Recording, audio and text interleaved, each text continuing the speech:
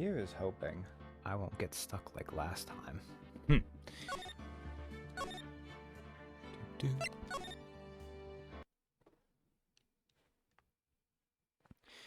Oh, what were we doing? I think I finished investigating this, right? Yeah, all the blood's marked. We had Gumshoe here, Gumshoe left. Right, okay, I think we now need to go talk to Edgeworth. This I don't think we can actually look at. Yeah, that's just more an idea of it. Can I actually search and look at this? Alright.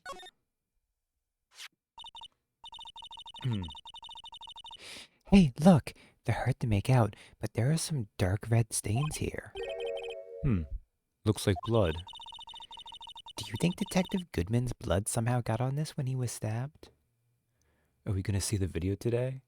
I arrived at a den of evil and horror and a crime scene, I guess. Well, there's gonna be further dens of evil and horror, because I think Katie's right about that video today. Also, hey Katie. Hey Captain. Not likely. This blood looks like it's been here for months, maybe longer. This jar was evidence in the SL9 incident. That might be when the blood got on it. That also looked kind of like those might have been like tips of a fingerprint. Oh.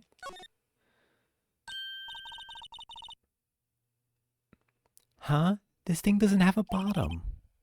Oh, must be a white girl. That was such a dumb joke, I'm sorry. That's weird. I wonder which side is up. Better yet, what's the purpose of a bottomless jar? At least it doesn't collect dust inside, right?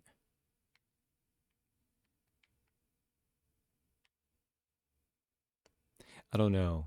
Apparently my humor decided to come from the movies of the 80s today, but hopefully that was just a one-time fluke. In fact, I should just quit out now, reload this, and then in the highlight of this I make, I'll just cut out this section. We're not even 3 minutes in, that's fine, right? No, that's cowardice, that's cowardice, I won't do that.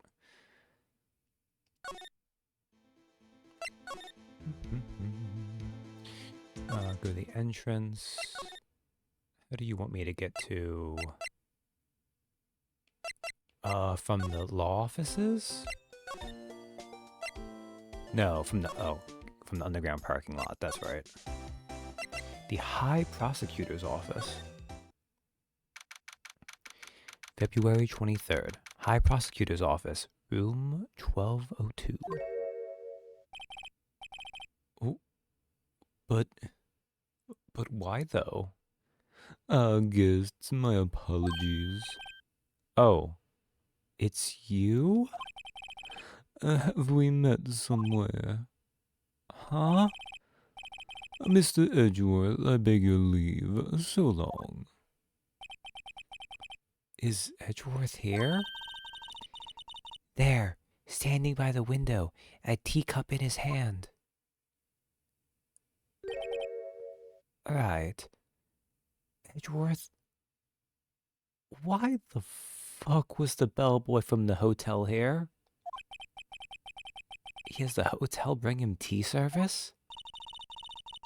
I guess Edgeworth does have a fancy red sports car, right? He does have the money to burn. Mr. Edgeworth, you're back from the district prosecutor's office inquiry? I am. By the way, Detective Gumshoe was looking for you. Yes. He brought me the latest information, it seems. Is that...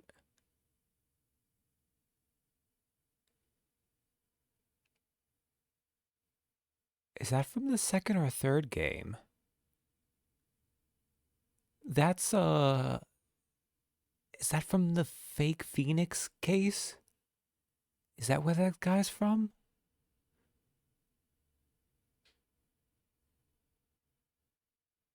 Oh well, whatever. Really? Was it helpful? think I recognize it, but I don't recall how far the anime went. Also, hey, Dill. Apparently, a new French restaurant is opening near here.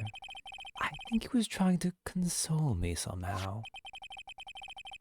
The real info is on the other side, Edgeworth. Poor Mr. Edgeworth.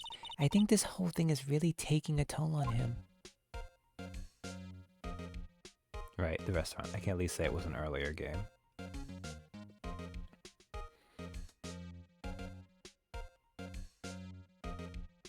Yeah, I remember...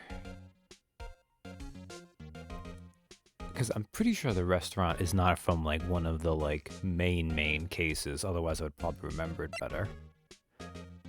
Sometimes it's hard to remember the standalone cases. Which can be good. Sometimes they're not.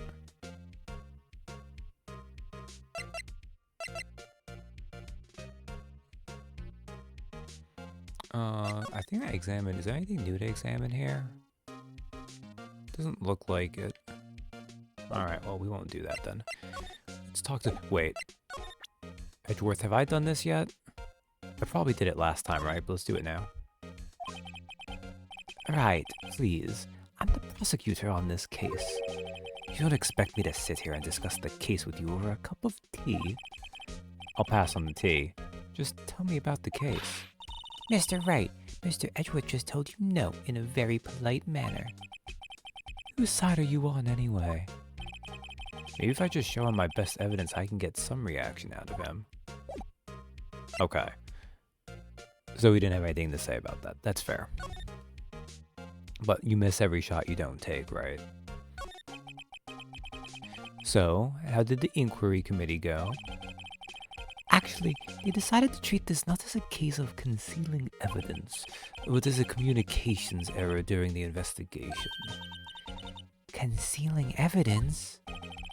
Yes, apparently there are some who believe that I concealed evidence. They gave me a warning. You were lucky this time. Again. Again? I've heard them say that so many times, ever since that case 2 years ago. Tomorrow's trial. Are you okay for the trial tomorrow? Oh well, I'm still the presiding prosecuting attorney. It turns out they don't really have another attorney for this except either Winston Payne, who no one likes him, or Von Karma, who is now in jail. However, something happened? They gave control of the investigation over to the police department. The police department? Yes, any further investigation for this case will be directed by the very trustworthy Chief of Police Gant. I can do nothing but wait for his results. I see. Why? You. Why? All along, I've done only what I believe is right. I have nothing to be ashamed of. But still, wow, I've never seen him this out of sorts.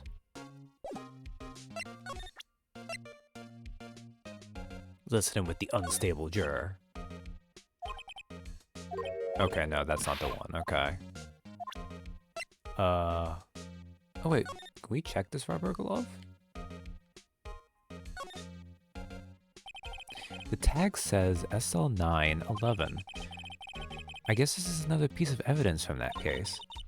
You know, I never did care for the word tag. It's confusing. Huh? What's so confusing about that? Do you know how many other words sound like it? Bag, gag, nag, lag, zag. Zag? Is that a word? Do you challenge me? What, are we playing a word game now?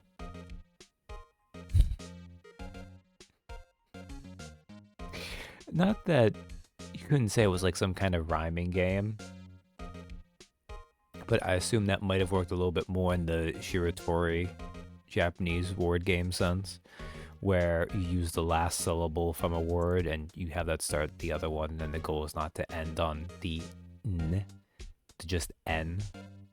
But, you know, they probably did their best to make that work as they could in the localization. Oh yeah, we'll hit him with the ID card record. Oh, right.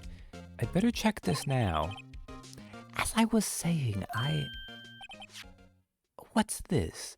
A record of ID card usage? Edgeworth, you went into the evidence room that day, didn't you? Just before the incident occurred, no less. Yes, that's true. What? Why, Mr. Edgeworth? Please don't look at me like that. I was asked to go. By Chief Gant, no less. The chief of police, who's very trustworthy? He wanted evidence for our case that wrapped up half a year ago. He told me he wanted me to keep it here in the prosecutor's office. But it was solved, right? It would have to be if the evidence was already filed. The chief is never one to explain himself. In any case, on the day of the stabbings, I brought this back here. Can I ask what kind of case it was? I can't say. It really has nothing to do with the current case. Well, now I'm curious about this other case. I'd better make a note of it. Unrelated evidence, screwdriver added to the court record. Evidence from a past case of Edgeworth's, brought back to his office by Gant's request. Stubborn as always. I told you this has nothing to do with the current case. That doesn't mean I'm not gonna look it up. Also, can you look at this? We are on the third screen of evidence. Ugh.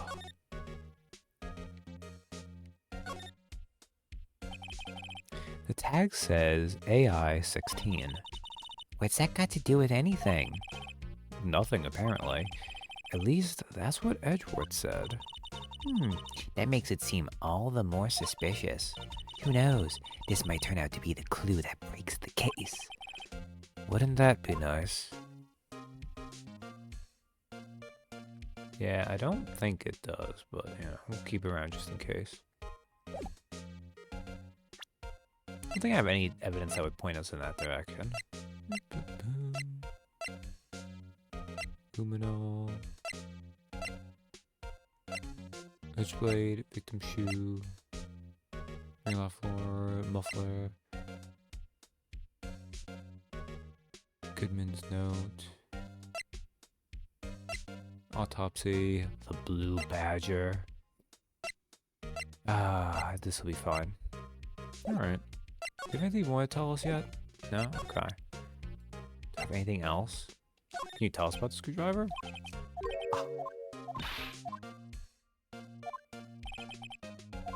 Okay, well, we have to have something else we can show him. Rubber glove? No, okay.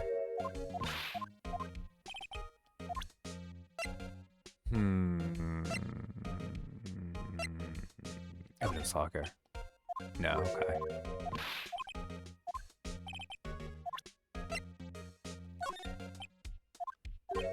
Like, I will say, like, very clearly, if you think about it, usually you can make good estimates of what to show, but if you are not following the game's logic, you run into the issue that if you, like, hop around trying to do it, you might not remember the order of it, which is why a lot of times I'll just default to doing it this way, even though it's, ugh.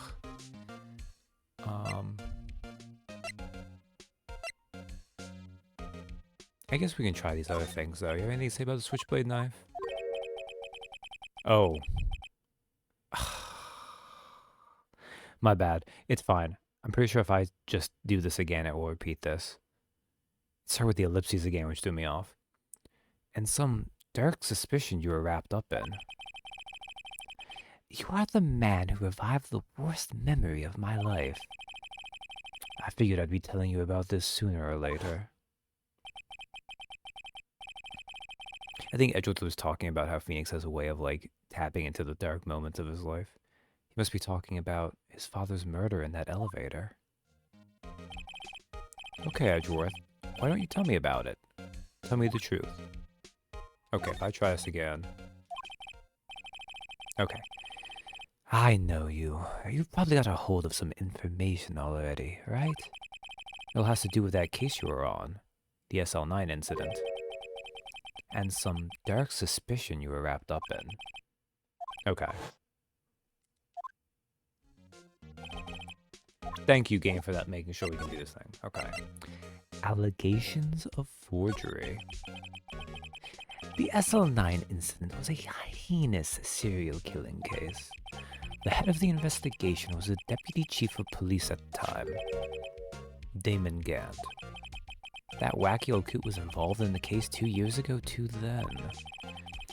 He was a top officer, and it was my first time working with him. I was nervous. Wow, you get nervous too, Mr. Edgeworth? What I want to know is why it was a deputy chief of police on the investigation. In truth, I used slightly more extreme methods than normal. We were dealing with a vicious murderer. If I let him go, the blood would be on my hands. We won our guilty verdict, and the killer was executed. Wait, you didn't? Of course not. I didn't touch the evidence. Yes, I will do anything in my power to win a trial. However, I do have a code, and I follow it faithfully. By the way, Emma, the chief prosecutor wanted to know something. My sister? What? If you were still studying forensic science. Huh? Yes, of course. Why, just today Mr. Wright and I were using this. Luminol testing fluid, Well then, you might have a use for this. Aluminum powder for taking fingerprints. It's been chemically treated for better adhesion. For me? Are you sure? We are the enemy, you know. I've no say in today's investigation. Do as you will. Something about, like, Edgeworth's, like, smirking off to the side thing. Edgeworth, I'm really... No need to thank me. Here, take your powder and these fingerprint files for everyone involved. Thanks. How about giving these to Detective Gumshoe as well? New toy for Science Maya. It is very much basically that. Fingerprinting set recovers fingerprints from handprints for comparison with fingerprint file. Well, let's get going. One last investigation. Right. I do seem to remember seeing a suspicious handprint somewhere. Also, I mean, I'm glad I didn't try to do all this last night, because I definitely didn't have the time. Is there anything over here?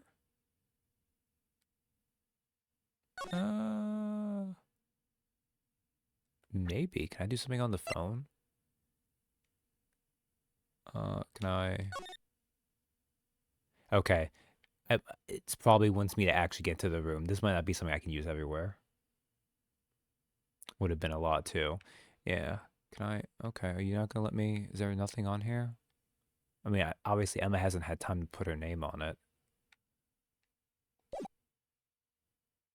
Okay. Well, clearly it wants us to actually do this in the place with the bloody handprint first. Which, you know, fair enough. I get it.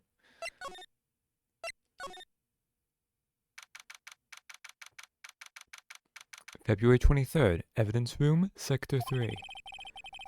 Our investigation turned up a suspicious handprint. Here, in this blood on the detective's evidence locker. Let's use the secret weapon we just borrowed. Right, let's get started. First, choose a finger. A finger? Each finger leaves behind a slightly different imprint. So let's choose the finger that will have left behind the clearest print.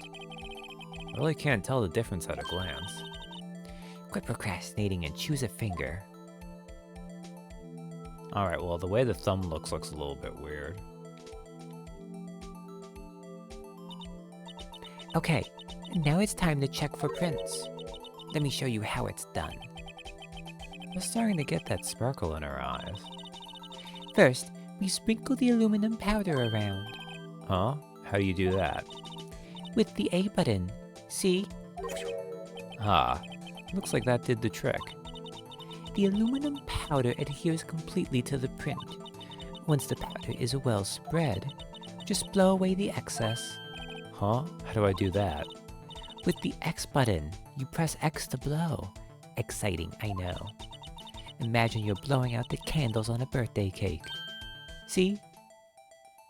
This made more sense on the DS, where you in fact used its built-in little microphone feature. Well, not even that, but you could blow it on the touchpad. But the fact of the matter is, it's gimmicky. We don't need it. The fact that they can just make it a button thing. Wow, that looks like fun. Might take some getting used to, though. It's fine. It won't go up your nose or anything. You just pour the powder on thick and blow away the extra. Those are the basics of fingerprinting, Mr. Wright. I guess I better give it a try.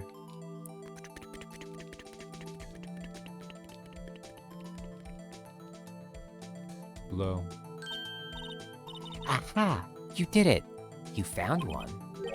But this looks nothing like a fingerprint. Now that you mention it, I guess it doesn't. What does it mean? I think it... Okay, I know it says it there, but I know that's just a typo. I think it means... we're out of luck. Out of luck? The person who left this handprint must have worn gloves. Don't tell me we've been wasting our time here. Hey, calm down. That's just the way it goes sometimes with scientific investigations. But it does seem a shame. While we're at it, why don't we look for other prints? Other prints? Looking at the locker door again closely. It seems like there are fingerprints outside the bloody handprint as well. Let's see if we can find a clear print. Fingerprints outside the blood? You mean this one marked spot here?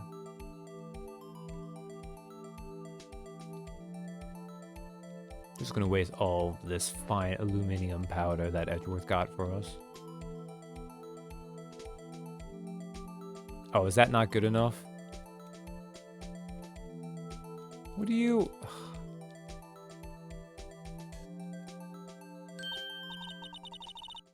I don't even know what I was missing there. Whatever. Yay! A print so clear, it's dazzling.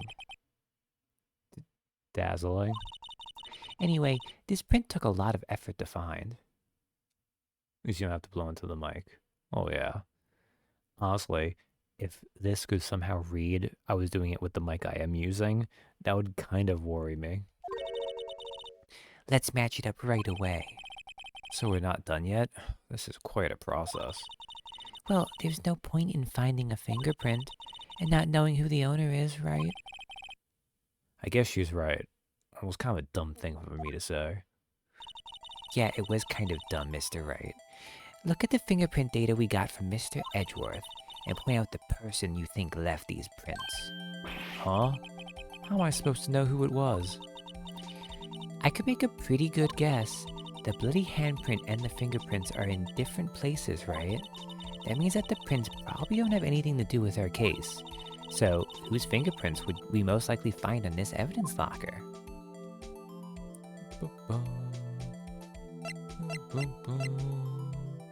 Oh, look at that. Does anyone have like a really funny looking fingerprint? No, these are all sadly pretty realistic. Like, you would think Gantz would have something where it would like have like a little demon face or something in it. Alright, well. Yeah. Comparing. It was Winston Payne. Comparison complete. Match found. Aha! So these prints belong to Detective Gumshoe. Something wrong, Mr. Wright? You gave me this so what look. I guess that's probably because I was thinking, so what? Okay, so we came up with nothing this time, but there's always next time. This was a tutorial. Sometimes you hit, sometimes you miss. You gotta roll with the punches, Mr. Wright. Thanks for the sympathy. Wait, if I remember correctly, there was one other handprint in this room. Let's check it out.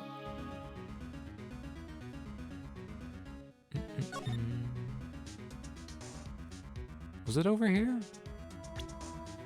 Was it the paper?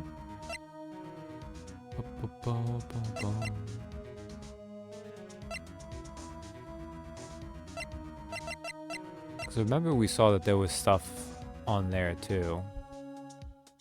You would think I'd remember this from last time. Sometimes you hit, sometimes you miss. Citation needed.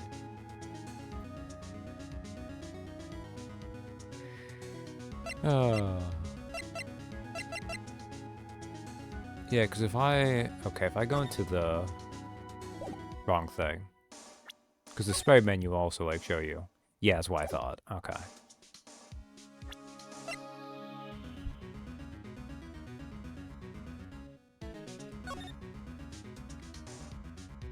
Now, do I need to actually? Okay, I might have to actually like click on it. Examine. This is where we got a luminol fluid reaction, right? Wait, there was a handprint here. Okay, wanna try using this? There go her eyes sparkling again. I mean, look, I will say. Plus, it probably helped that, like, when I first played this, I was also young enough that, like, you know, a girl being excited for science is just intrinsically cute to me. And I was more vulnerable to that back when I was a wee baby. Check for prints. Okay, let's check for prints. That's the spirit. Oh, but I have to warn you about something first. What? The area with the blood was wiped away, right?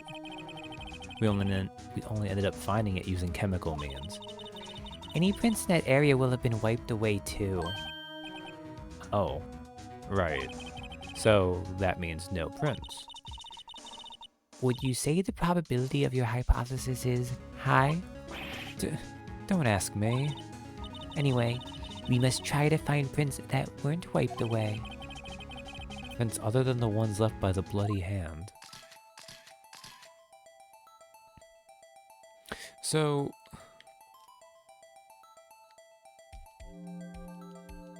I would like to point out this would never work, right? Because if you saw you had left any kind of bloody handprint there, right, and you wiped it up, what are the chances you wouldn't just wipe down the whole thing while you were doing it? Like, obviously, we'd be in trouble if they did. But... Alright. Oh... Jake, what have you been doing?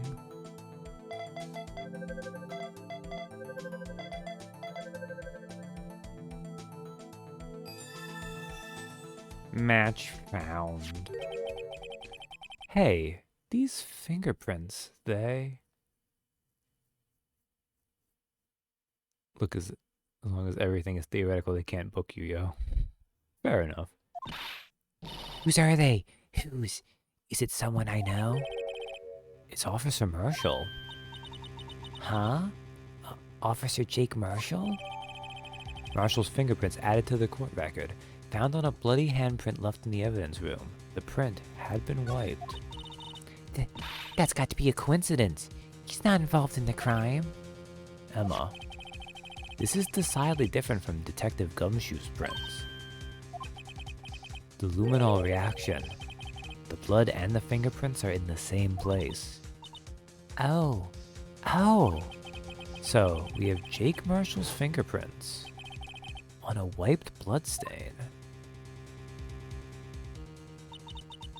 But why would Officer Marshall... Looks like our investigation is finally turning up some results. I guess this is what you'd call decisive evidence. I don't believe it. I do feel like poor Emma too. Like it doesn't help that she knows a fair amount of the people involved in this case. Okay. Well, usually this would be enough of a break point, but we're only a half hour in. I'll just keep rolling. Day 3, trial former. That's right. Every single trial day has a part 1 and part 2, doesn't it? This case. February 24th, 9:41 a.m. District Court, Defendant Lobby Number 2. You can do it. Oh, I mean, it's gonna get done. Just how long it takes to get there. So, what do you think, Mr. Wright? I think the prosecution is as confused as we are. After all, the victim was murdered in 2 different places at the same time, and the different suspect was arrested at each of the crime scenes. Lana! Good morning, Mr. Wright. I apologize for yesterday. I was indisposed. I hope it didn't hold you too long for questioning. We just finished, actually. I'm used to all-nighters, though. So, how'd it go? It's as Mr. Wright suspects. The police are clueless. I figured as much, so I struck a plea bargain. A plea bargain? What do you mean by that? We agreed that if I told them the truth behind the simultaneous murder, they wouldn't seek a capital punishment. That's what I mean, Emma. But Lana, don't tell me you... Much to my regret, I'm as much in the dark about this as they are. Miss Sky. We found trace evidence of a certain person in the police department's evidence room. They belong to Officer Jake Marshall. What kind of trace evidence? Blood-stained fingerprints, to be exact. Something... I don't know, I like the gentle surprise of this look on her face. She's holding the hand here like, what could you mean? Me kicks the door behind the bailiffs open. Hey, Darth.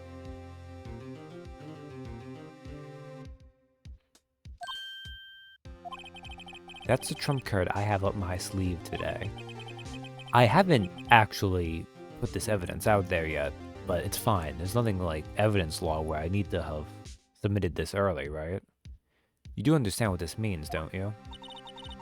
In order to defend my sister, you're going to accuse Mr. Marshall? We have to play the cards we're dealt. Isn't that right, Miss Sky? Do what you have to do, Mr. Wright.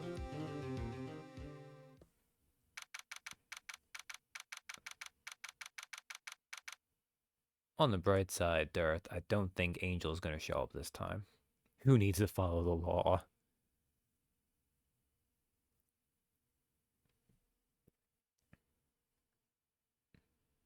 Nobody in Phoenix Wright games follow the law. Yeah, it does. They only follow the law when it's convenient to the writing of that whatever case it's on. February 24th, 10 a.m. District Court, courtroom number 9. To quote Jim Carrey, "Stop breaking the law, asshole." I'm not gonna be that loud and forceful with it. It's kind of still night where I'm at, but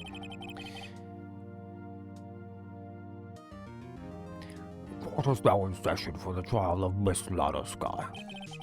the defense is ready, Your Honor. The prosecution is... I'm afraid you'll have to clarify. It takes 30 minutes by car to reach the police department from the prosecutor's office. Yet the victim, Bruce Goodman, Was slain at both places at the same time. But that's not physically possible, is it? What's more, I hear the victim from the evidence room just disappeared. Yes, and the body eventually reappeared in the trunk of Mr. Edgeworth's car. wow, this is one messed up trial. One of my duties as prosecutor is to present impartial evidence. Today I will present evidence relating to the murder at the police department. In so doing, I believe the way in which we should proceed will reveal itself. Now that's what sets Mr. Edgeworth apart. He sounds so on top of things. Even though he doesn't know what's going on himself. That's supposed to be so...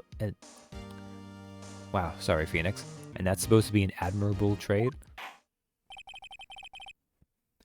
I mean, look.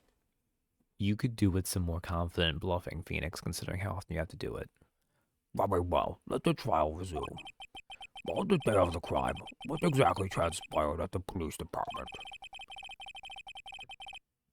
Mr. Edgeworth, you may call your first witness of the day to the stand. For its first witness, the prosecution calls the suspect of the murder that occurred at the police department. Oh, fuck me. The suspect? You mean the so-called murderer?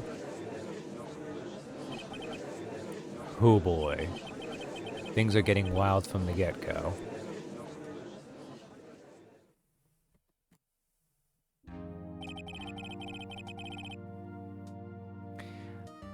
Will the witness please state his name and occupation? Yes, sir. I'm Officer Mike Meekins, sir. My occupation is, that would be murderer, sir. Holy shit, dude.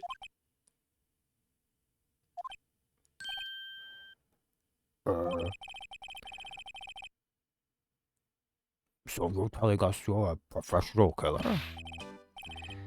Sir, it was me, sir. I'm the one who did it. I'll never kill anyone again, sir. You gotta believe me, sir. Actually, what we'd like to hear from you is... Sir, I'm what you would call part of the younger generation, sir. A person whose actions adults can't possibly comprehend. How does he continue to have a job? Because God is cruel and hates us all.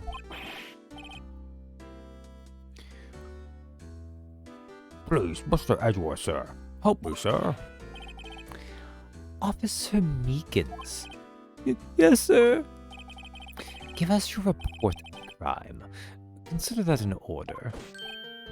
Yes, sir, as you wish. After all, I am part of a generation that must be told what to do, sir. You can't fault him for a lack of enthusiasm. Crime report, sir. Although it's not my normal duty, I was assigned to guard the evidence room that day. I spotted a suspicious man in the security room and rushed to the room. I was only doing what I was trained to do, sir. I was suddenly attacked. I fought for my life, but I did it. After that, I passed out until another officer smacked me awake. Meekins here is why Gumshoe actually has some measure of job security. So the victim, Detective Goodman, attacked you? Do unto to others before they do unto you. That's the Meekins family motto, sir. I see. Then you fainted like a bitch. Had a colleague help you regain consciousness. Yes, sir. He knocked me upside the head, sir. Oh, very well. The defense may begin its cross-examination. What I need here is more info to work with.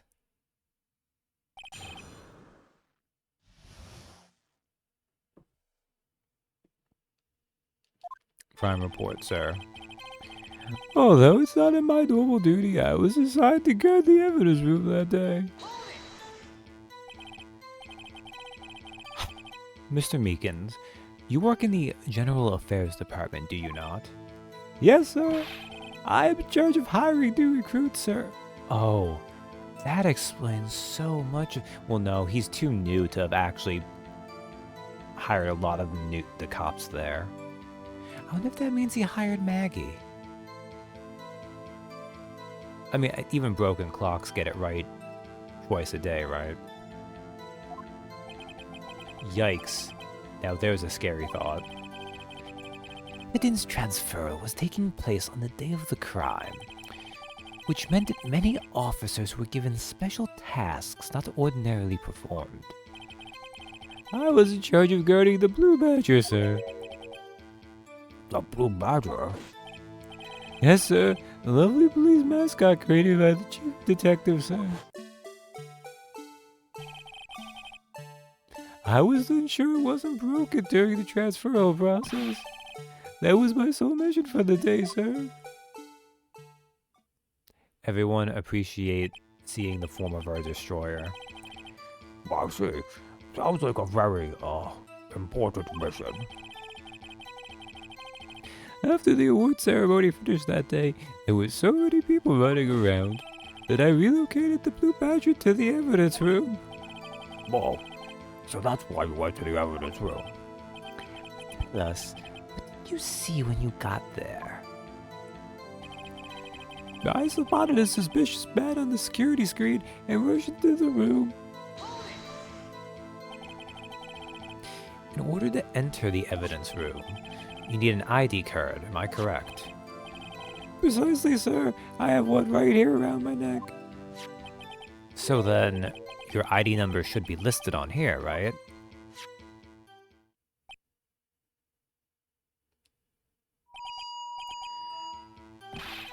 There it is. I found it. This is the one right here. Could you please read us the number? Yes, sir. It's 4989596. That's my number, sir. Call it for a good time. I see. Huh?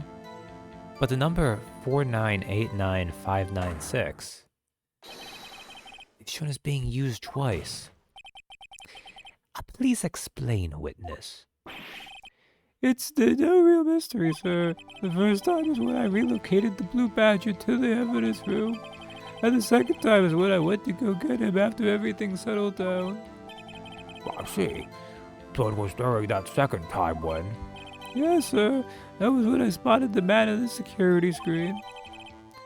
Data added to ID card record. IDs of all who entered the evidence room on 2/21. I was only doing what I was trained to do, sir. I was suddenly attacked. So you were attacked. Can you please tell us exactly what happened to you? It was a knife, sir. A knife. Detective Goodman pulled a knife on you? What happened then? Well, with me charging in on him like that, he looked as surprised as I was. You aren't exactly the kind of person someone would want to run into. That's when I reacted, sir. I swung my arms like an octopus, struggling to detain him. That's how I got this gash on my hand. Maybe if you just kept your cool, your hand wouldn't be. When I saw the blood trickling down my arm, I panicked. I grabbed the man by his collar. I fought for my life, then I did it. What exactly do you mean when you say you did it? What exactly do you mean when you say you did it? Sorry, I didn't read that right the first time. I knew I'd overlooked the type, but I'm really into kung fu films, sir. The man let his guard down for just an instant, so I snatched his knife from him. You took his knife? I spun him around and performed a disarming maneuver. I made sure to close my eyes like a man. I see. He must have been desperate. The next thing I knew, his white coat was drenched in a sea of my blood, and then the next thing I knew, Yes? he punched me right in my face, sir. Ah, good. I see the kung fu films prepared him to expertly disarm someone with a knife, but not avoid a punch to his face. After that, I passed out until another officer smacked me awake. About what time did you regain consciousness? No offense, sir, but how am I supposed to know that? I was unconscious. Oh, right. According to the report from the officer that woke up the witness, it was about 5:30. He hit me right in the head, too. I woke up crying tears of pain. That's nice. It's nice that you recovered, that is. When I came around, though, I made sure to finish my mission, sir. Your mission? Yes, sir. The Blue Badger, sir. I returned him to the entrance before things got out of hand. Well, we can all rest easy now. I believe we now have a fairly accurate picture of what happened. Please, Mr. Edgeworth, tell me that we're done with this witness. Unfortunately, yes, Your Honor. Only one thing remains unclear. Was the man this officer murdered really the victim? He's got a point. Yes, Officer Meekins. With regard to that, sir, take a look at this. Buckle up, everyone. It was sent to my jail cell. Chief Gant delivered it to me just this morning, sir. The chief Delivered it? What is that? A videotape? Yes, sir. That's absolutely right, sir. Videotape, sir. It contains footage from the security room in the evidence. Wow, the security room in the... Okay. It contains footage from the security camera in the evidence room. What? I specifically asked if there was such a tape. I was told it had been mistakenly erased. Also, that was our first objection. 162. That's quite a mistake. I just do what I'm told, sir. It's the only thing I'm really good at. Looks like communication with the police department is as good as ever. Oh, sorry about that. Well then, let's have a look. Show us the video of you murdering the victim. Oh, please stop using that word murder, sir. It scares me. Video of a real murder. Just what are we getting ourselves into?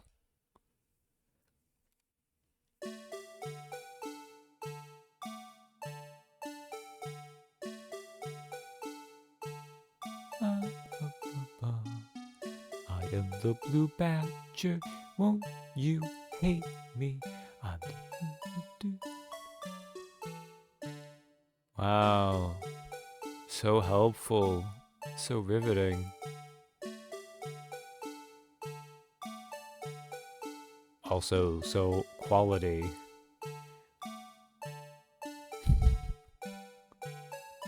I mean, look, this was kind of impressive at the time. Okay, no, it really wasn't, but...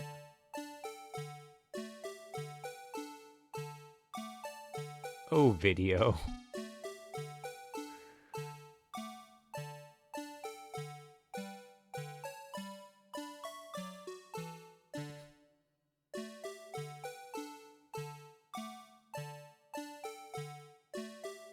Convenient flag placement there. I know, right? Will drive you insane. Ah.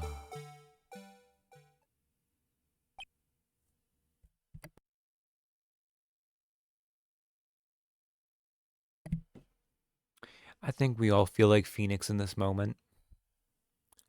Fucking ellipses. No, actually, I think we might feel more like Edgeworth in this moment. It needs some Yuffie lyrics.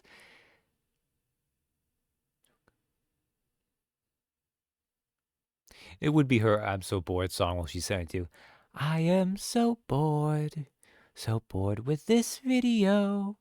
Nothing is fucking happening except the Blue Badger over and over and over again. Yeah, salute all you want, Meekins. Well, I believe we're all thinking the same thing. How can we deal with these unsettling feelings stirred within us? What the hell was that a wriggling piece of plywood? Sir, that is the pride and joy of the entire criminal affairs department, sir. This is the Blue Badger, sir. Why am I not surprised this isn't going smoothly? Security video added to the court record. Video from the security camera placed in the evidence room. Yes, well, anyway. So, the thing that makes this horrifying is, and I apologize for this, but an example must be made. If you click on it, it actually plays again. Now, blessedly, the sound is unimportant, so we don't need the Blue Badger theme there. I don't remember if they figured out in Apollo Justice. Did that one have fast forwarding for it at least? Ugh. Who knows? Maybe 2025 or 2026 I'll be playing these through long enough and I'll have gotten to that case and I'll be able to remember by re-experiencing. Yes, well, anyway. This tape seems to prove that the witness did encounter someone in the evidence room, as some sort of activity did take place. Your Honor, instead of relying on clearly incomplete footage, the witness's testimony will suffice. Is that all right with you, Officer Meekins? Yes, sir, as you wish, sir. Witness testimony. Mystery Man. His face can't be clearly seen in the video, but there's no question that the other person was Detective Goodman, sir. I mean, he opened the locker, which required Detective Goodman's fingerprint to do. Locker he opened is unquestionably Detective Goodman, sir. So it must be him. No one else could have unlocked it. What's this about a fingerprint? Each detective has been given a locker equipped with a fingerprint-activated lock. These locks ensure that each locker can only be opened by the detective it belongs to. Intriguing. That would mean the victim at the crime scene would have to have been Detective Goodman. Very well. The defense may begin its cross-examination.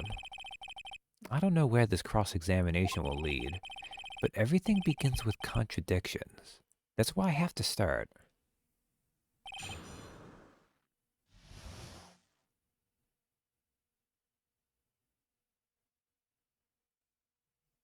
Mystery Man. His face can't be clearly seen in the video. Tell me, were you able to get a good look at him? At the face of the man who attacked you with a knife? Sir, if you must label people as having seen or not seen the man's face, I believe I would be classified as the latter. Ladder? But you were standing right in front of him, were you not? What to the point? You are the person who fought him, aren't you? Oh yes, sir, but I didn't get a clear look at his face, sir. I'm really bad at my job, sir. I'm not the kind of guy who looks directly at people when talking with them, you see. Yeah, that's a good trait for a police officer. So, I'm sure it was him. I'll bet my badge on it. So, we already kind of know what the gimmick here is going to be, right? But Goodman doesn't look anything like the person in the evidence room. Like, Meekins is so bad at his job. But there's no question that the other person was Detective Goodman, sir. But you don't know that for sure, do you? You never actually saw Detective Goodman's face. Oh, I suppose you might say that. That is, if you must label people as having seen or not seen it. There's his face copy identified in the video. Only you can verify it.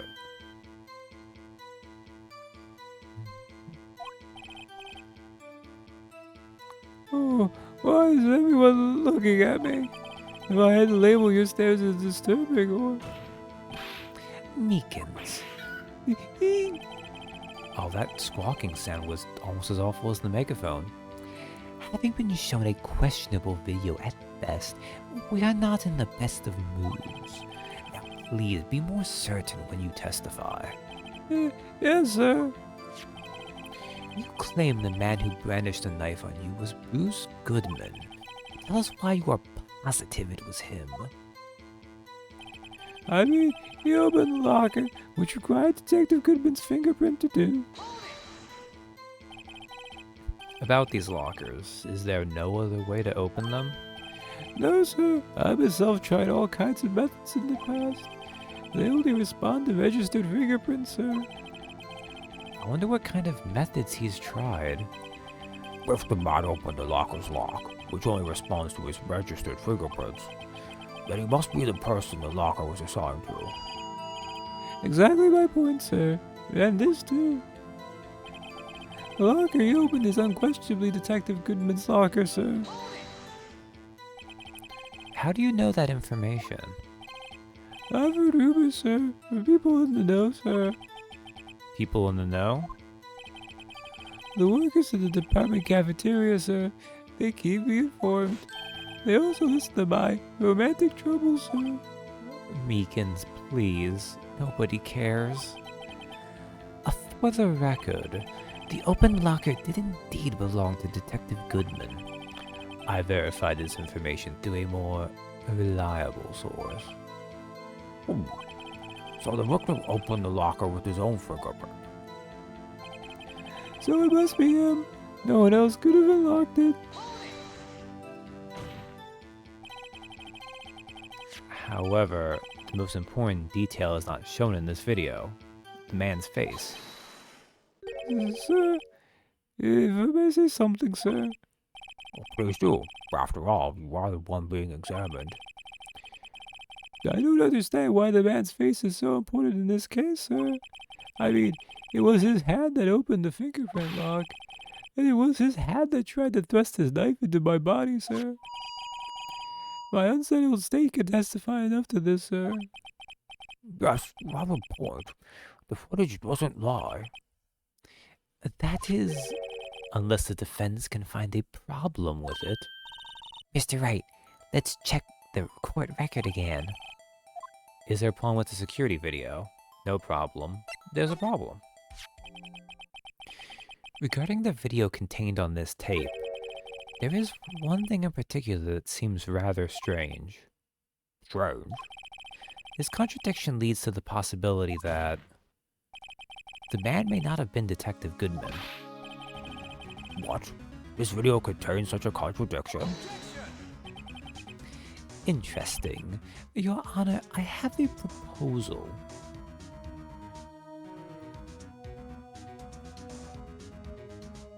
Okay, let's count that objection. Yes, Mr. Edgeworth.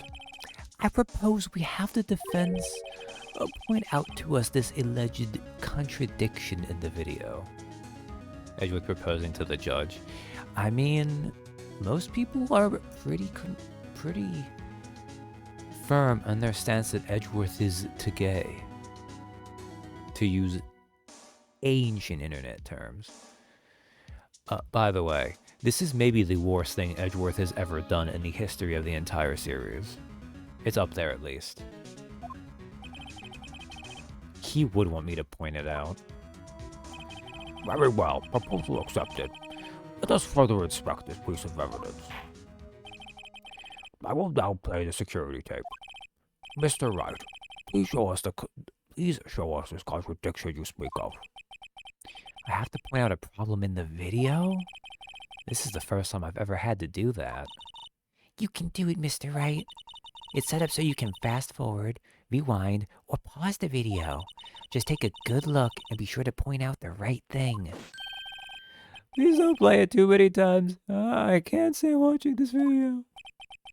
How did this guy ever become a police officer? Now then, Mr. Wright, please enlighten us. Where is the contradiction that indicates the man may not be Detective Goodman? Okay. Alright, so there's a couple going on here. Or rewind. So here's the first one. We were told by Gumshoe, oh Jesus Christ, the music plays while it's paused.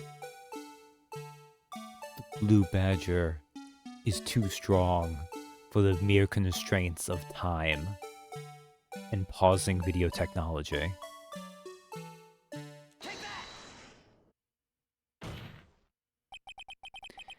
The thing that's strange about this video has got to be this. Officer Meekins. Sir, do you mean me, sir? He's there, staring, mocking us.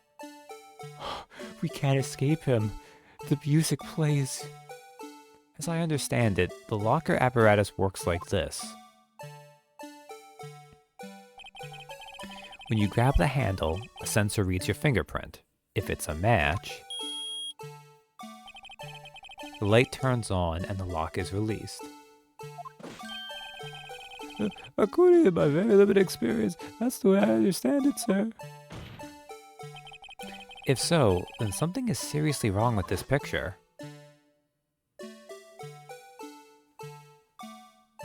I mean, something seriously wrong with this audio, that's for sure.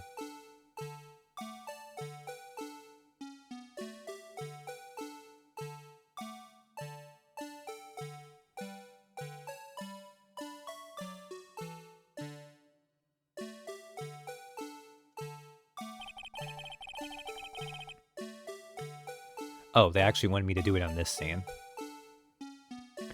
Well, whatever. At least it knew what I was doing. I wonder if that's something they fixed, or if it would have actually penalized me in the original game. Look, at least it's not the video from Apollo Justice. I mean, while true, we wouldn't have to deal with the Blue Badgers theme. When the victim reaches for the handle to open the locker, let's rewind it to a little earlier. Phoenix, you son of a bitch. How dare you do this to the player?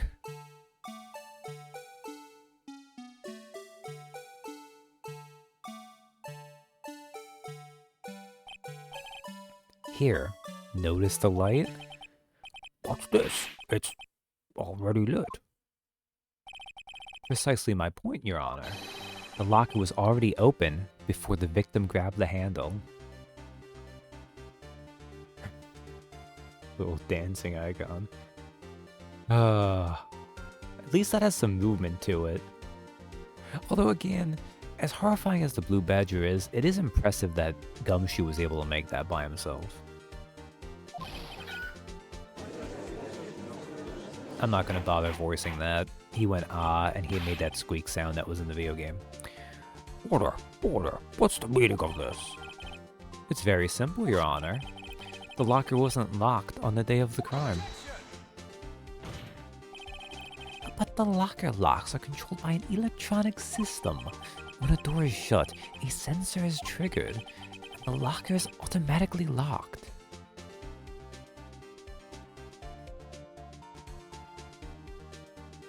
Oh god, did they make me show off what that is the case too, huh? Well, I know. It must have broken down. Of course, I'm not an expert in this. No, that's not likely, Your Honor. The sensor would detect and report any malfunction. Well, it just goes to show novices should keep their mouths shut. So then, Mr. Wright, do you have an explanation? Me, Your Honor? Yes. Why wasn't the locker locked? Me, Your Honor? Yes. Well, you see, this isn't exactly my field. What do you think, Miss Scientific Investigator? Huh? Oh, maybe something like jam the system sensor?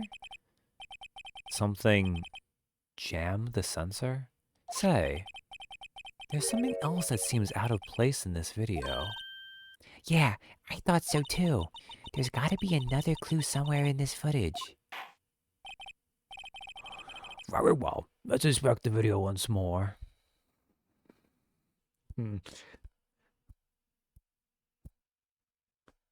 I wish I had a proper desk that I could actually thump my head on.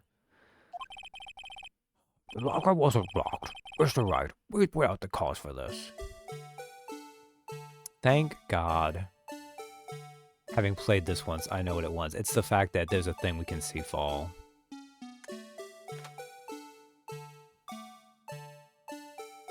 It's the glove we have.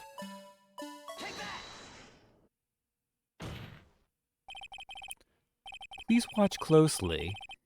This is the continuation of the part I showed you earlier. Also, at least this part gets to be quiet.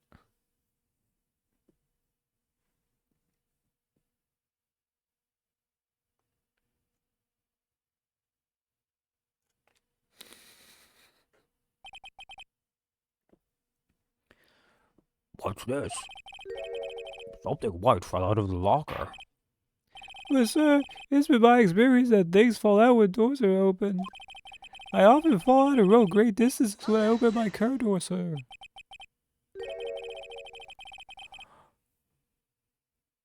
Oh my god, Meekins. Not only how is Mike Meekins a cop, how is he still alive? Like, guys, I think Darwin might be wrong. At least in the context of the world of Phoenix, Wright? But no. We can't be sure that item was completely inside the locker to begin with. Never let him and Larry meet. Public health care. Damn, Dill's right. There is one advantage, though. At least where current medicine stands, Larry and Mike Meekins cannot reproduce with one another. So at least we have that. Now, they could adopt a child together, which would be horrifying. Although, fortunately, Larry has a weakness for supermodels out of his batting zone. What do you mean? The sensor triggers the lock when the door is shut. What if something was inserted, say, between the sensor and the door? But it started? Oh, sweet blessed silence. Thank you for protecting us from the blue badger. It's so janky when they have it blocking the face. This white thing wasn't inside the locker. It was stuck between the door and the sensor. Oh, I understand now, sir. It's just like my tie. 2 out of 3 times it gets stuck at the door when I get out of my patrol vehicle, sir. Instead of the door closing, my tie chokes me. But the object would have to be extremely thin to fit in the door. Not only that, it would also have to block electrical currents. It would need to be an insulator. Yes, an insulator. But at the crime scene, There just might have been something that fits the description. But, sir, my insulator, you don't mean... I think I finally got this figured out. very well. Would the defense please present the relevant evidence? What was this insulator that was stuck in the locker door? Why, what is this extremely thin rubber glove? I found this near the locker, a thin rubber glove. But we can't be sure that wasn't the victim's locker. It has a tag that says SL9 incident. The video seems to depict the victim opening the locker, but that isn't the case. The lit lamp attests to this. On the day of the crime, even I could have opened that locker. Is this not so, Officer Meekins? Sir, it would appear so, sir. Mortar. So are we to believe that the victim, whom this witness stabbed in the evidence room, was not Detective Goodman? Do not be misled, Your Honor. What do you mean, Mr. Edgeworth?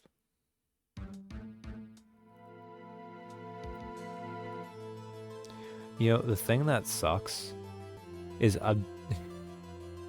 like, I don't actually, the video is obnoxious, but I don't mind a good bit of this case. But also, I think this entire second day trial is an uphill battle of us trying to prove that, in fact, our client could have committed the murder. Because, you know, as her defense attorney. I read that line. The defense has merely demonstrated that possibility and nothing more. The victim in the video was indeed Bruce Goodman. The prosecution will offer one more testimony to prove this. What? Officer Meekins, please testify about this. Sir? Me, sir? I'm not sure what you're referring to, sir. Oh, you mean that, sir? Of course, sir. Is this a joke? It is, Phoenix. It's just not a funny one. Very well. Begin your testimony. Mystery Man 2. There's one other thing that proves the man was Detective Goodman, sir. Enter the evidence room. One must use their ID card. When an ID card is used, there's a record of it. At the time of the crime, the detective had used his card. An ID card record.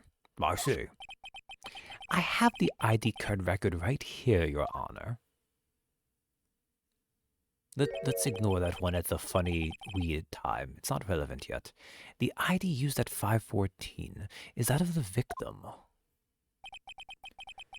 Just before the crime, Yes, without a doubt, this is the victim's ID. However, one thing does strike me as unusual. Several hundred cases should have been due for transferal. Why were there so few people using this room? This particular evidence room is only used for storing certain special cases. Special cases? Extremely violent cases involving police staff. Just hearing that makes my hair stand on end. Me too, although it doesn't make much of a difference. There were only a few cases up for transferal there, and most were cleared up by noon. Right, I see. Now, let us move on to the cross-examination.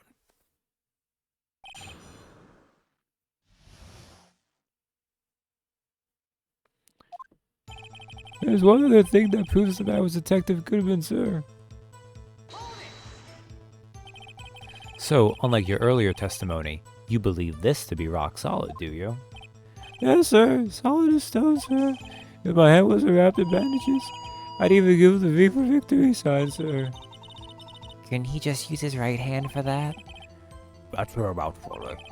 As we've seen, one never knows what he might say until the very last second. Then in the evidence room, one must use the ID card. Is that card hanging from your neck one of these ID cards? Yes, sir. There's a card right next to my cuff, sir. I keep it here so I won't ever forget it. But what if someone were to steal it from you, keeping it out in the open like that? Maybe I should wear it around my neck. Remember when I said 2 out of 3 times my tie gets stuck when I get out of my car? Well, the remaining time it's my ID card that gets stuck. Instead of the door closing, my ID card chokes me. Maybe I should just leave this one alone. At any rate, Each police officer has only one ID card. Both the police department and the prosecutor's office can attest to this. Please proceed with your testimony. When an ID card is used as a record of it. Let it be noted that this is the record the witness referred to. That will say. Yes, that would be it. Detective Goodman. What's the matter? But according to this, Mr. Edgeworth, your name is on here. So it is, Your Honor. Not the prosecutor again. Hey, maybe he's behind all this. Being a prosecutor, he could hide the evidence. Mommy, is that the man in blue a murderer? Shh, don't stare at him. You've got the wrong color, kid. It would seem the inquiry committee will want to speak with you again today. I have nothing to be ashamed of regarding my actions or their consequences. For now, let us continue with the cross-examination. Poor Mr. Edgeworth. It must be so difficult for him. Emma, can you please stop simping for the opposition? At the time of the crime, the detective had used his card. Earlier, I believe you testified that when you asked the man to show his ID card, he pulled a knife on you. Yes, sir. He didn't show me any ID card, sir. Don't you think that's odd? I mean, if he had his ID card, all he had to do was show it to you. There wouldn't be any reason to draw a knife. Maybe he just panicked. Everything stems from contradictions. Let's point them out. Mr. Wright, what do you think? I am confused. What? The problem with this ID card testimony is far too obvious. It's not like Edgeworth to miss something like this. You're thinking too hard about it. Come on, let's show them what we've got.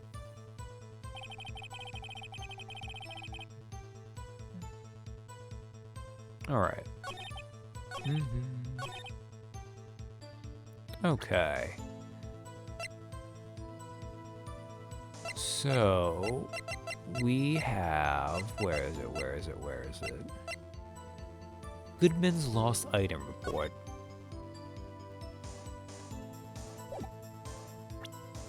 So you think the detective had used this card, but it turns out he lost it.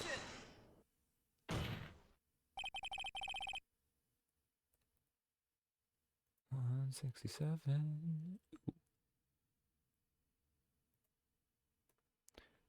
Wait one moment, Officer Meekins. I'm not good at waiting, sir. I have the victim's ID card right here. I found it at the crime scene. That makes sense. When I say crime scene, I'm not referring to the evidence room at the police department. I mean the other crime scene. The underground parking lot at the prosecutor's office.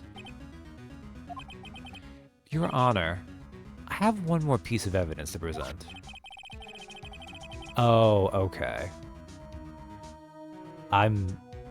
So I was ahead of things there. I'm glad that the game actually was nice enough to let me use the second piece instead. It's a very important clue regarding the victim's ID card. That last item report is only half completed. But it shows that Detective Goodman had lost something on the day of the crime. Something important enough to fill out this report. Let me guess, you believe this something to be his ID card, right? I can't say for sure, but there is a high probability. On the day of the crime, Detective Goodman was not carrying his card. Order. So now, what does this all mean? It can only mean one thing. It doesn't even require much thought. The man Officer Meekins encountered in the evidence room was not Detective Goodman, but rather the man who stole his ID card.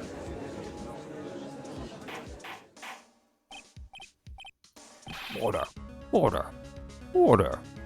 Does the prosecution have a response? I have only one thing to say to the defense. Bravo, Mr. Wright. Bravo? Allow me to summarize the defense's argument. At 5:15 p.m. on the day of the crime, the man in the evidence room Officer Meekins encountered was not Detective Goodman. There are two grounds to support this.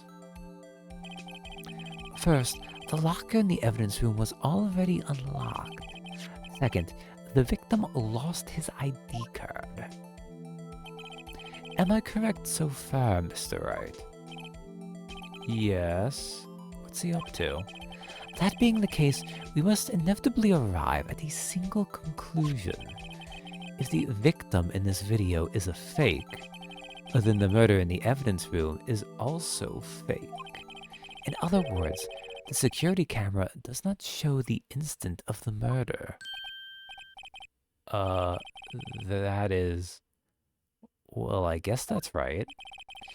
Is something wrong, Mr. Wright? Only moments ago you seemed content to be pointing your finger around. This isn't going to end well. Oh well. It seems you finally realized exactly what you've gone to such lengths to prove. Explain yourself, Mr. Edgeworth. The defense has already done the explaining for me. The victim in this video is a fake, which means a murder did not take place at the police department at 5:15 on the day of the crime. So the real crime could only take place at one location, the underground parking lot at the prosecutor's office. The murderer being Miss Lana Skye, the defendant. The evidence is compelling. A trustworthy witness, Observe the moment the defendant used the murder weapon. Ah. Ah. In my defense, she's not a trustworthy witness. She lied on the stand. I knew that testimony was way too shabby. It was all a trap from the beginning. The activity in the evidence room still leaves many questions unanswered. Who exactly was the victim Officer Meekins encountered? And where did this person disappear to? However, this trial's purpose is to examine only the murder of Detective Goodman. Just so, Your Honor. Mr. Wright, you have to do something, or else Lana.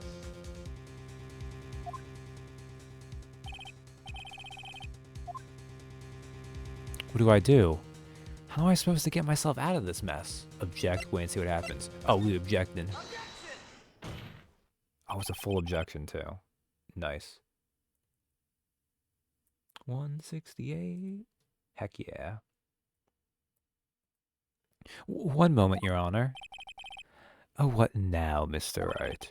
Don't tell me you're objecting to what you've just proven. Of course not. But I almost walked right into the prosecution's trap. Oh, what are you talking about? This cross-examination has proven one thing, and one thing only. The security video did not show the actual murder.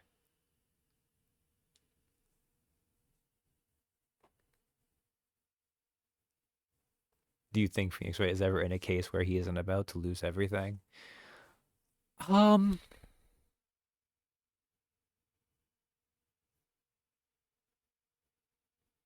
Not really. He always seems to take ones that, like, he's on the ropes for. Like, I'm trying to think, but, like, this case in this game already establishes that he didn't take any cases for 2 months after Edgeworth's. And he always seems low on funds. Yeah. Now, admittedly, I think that's also because most of the time he takes on clients who can't pay. Although you know what? I bet Miles did not actually... Miles probably didn't pay Phoenix much, if anything, because he posted bail for Maya. Like, it's not that Miles couldn't pay, but he definitely seems like the type that would do that just to be kind of mean to Phoenix. However, it cannot be said that it is unrelated to the murder in the parking lot. Specifically, large amounts of blood traces were found in the evidence room. The defense demands further examination into the truth of the matter. Mr. Edgeworth, Yes, Your Honor. if this court were to examine this further, other witnesses will be necessary. Is the prosecution prepared? I'm sorry, Your Honor. The prosecution considered the incident at the police department to be unrelated. We have not prepared any other witnesses for this incident. He's not on the ropes when he wants to lose. This just might be my chance. Time to call a certain Texas Ranger to the stand. Mr. Wright, do you mean... Your Honor, the defense would like to request a specific witness. Oh, whom do you have in mind? Someone we have reason to believe knows the truth behind the activities that took place in the evidence room. Yes, Chuck Norris. The prosecution requests to hear this person's name before deciding whether or not to comply. Very well then, Mr. Wright. This person whom you would have testified, what is his or her name? Is this? No, okay, this isn't giving us, like, some of the people. This is a curated list. I'm like, we have more characters in this case than this. This is all the ones that could actually be called to the stand. Officer Jake Marshall. Well, why him? I can't let Edgeworth know everything just yet. He's in charge of the evidence room. I feel we should hear what he has to say.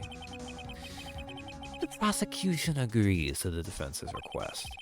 Since he was responsible for guarding the room, we should hear his testimony. Fortunately, he works in the police department. We shouldn't need longer than 20 minutes to prepare. Very well. The court will take a 30-minute recess while the witness is subpoenaed. Will the prosecution please prepare the witness during this time? We will, Your Honor. Court is now in recess.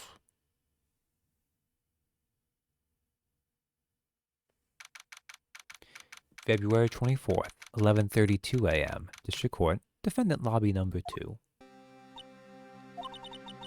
There's no stopping you, is there, Mr. Wright? Huh? What do you mean? You called for Jake Marshall. It seems you've figured everything out. I haven't figured anything out. Lana, you're the one who knows everything. Emma. You always know everything. Why don't you just tell us? Mr. Wright is trying his hardest to protect you. I don't recall ever asking for his protection. How can you be so cold? Don't you trust us? Don't you trust me? Hope I'm not interrupting anything, pals. Oh, guess I am. I'll come back later. Oh, Gumshoe. Wait, Detective Gumshoe, what is it? You've got a lot of nerve, pal, making a detective run all around while on duty. And to top it off, you call me here. I've seen happier people at funerals. Sorry, Detective. You better be, pal. Hey, hey. I didn't see you there, Chief Prosecutor Sky. That's okay. So, have you brought what I asked? Oh, oh. You mean this, right? And my apologies, Detective. Due to my present circumstances, I was forced to use Mr. Wright's name when making my request. My name? Never in a million years would I have thought it was you who asked me. Could I bother you to bring me the SL9 incident files? I'll need them by noon.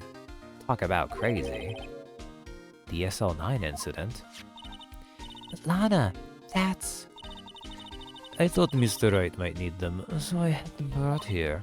Here, you might do well to read them. I can't believe you, the chief prosecutor. We're a witness in that case. Miss Sky was a witness. SL9 instant files received from Lana Sky. Files for the Joe Dark killings, solved 2 years ago. Take it from me, you don't want anything to do with serial murders. Instant number SL9, closed. Perpetrator, Joe Dark. Crime, serial murder. Sentence, death. Victims, Edward Jones, Edith Kirby, Jeb Bates, Jason Knight, Rachel Moss, Neil Marshall. Interesting. Neil Marshall, you say? Head prosecutor, Miles Edgeworth. Witnesses, Lana Sky, Emma Sky. Executive investigators, Damon Gant, Lana Sky, Lana Sky. God, every time. It's like the context I see her name in makes me want to pronounce different ways.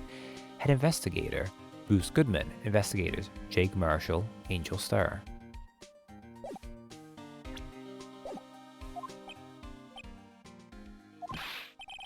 Oh, what? Now that I brought you your stuff, you're just gonna ignore me? Emma? But why? Why is your name in here? What? My name's in there? I don't know. Unless... No, it couldn't be. Lana, this SL9 incident, is that... That's the classification number the police filed it under. 2 years ago, the rest of the world knew it as the Joe Dark killings. The Joe Dark. No. No, Lana. That's over with. No. Emma, wait. She ran away. You know what? I just remembered. I gotta be somewhere. She had a memory erased. Kemi Law. Gotcha reference.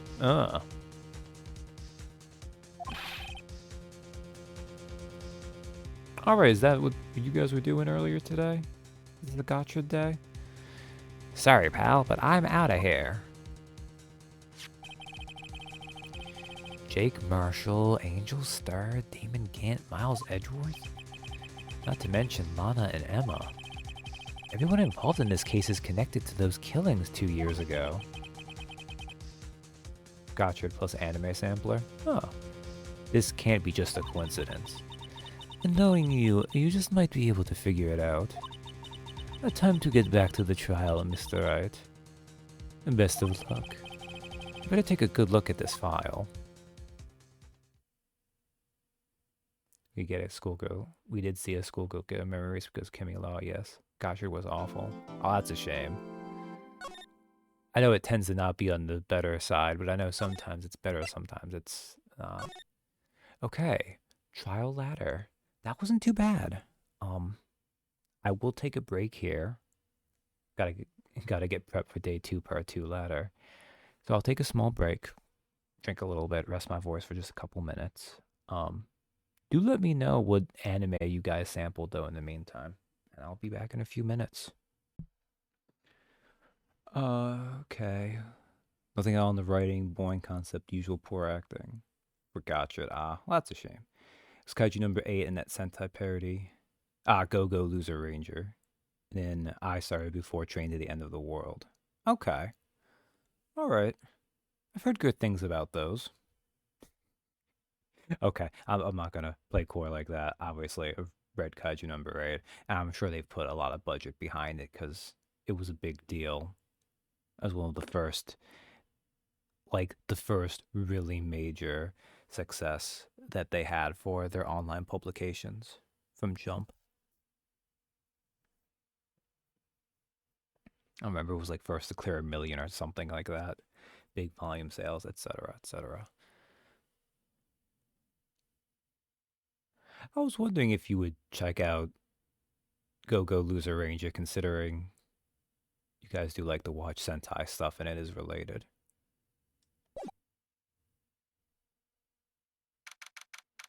February 24th, 12:14 p.m. District Court, courtroom number 9. There was a lot of Kyoto Kaiju number 8, really easily better than the manga in my opinion. Oh, I did not like Loser Ranger.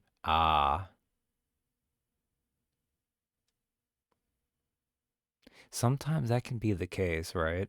If it's about something you're really into.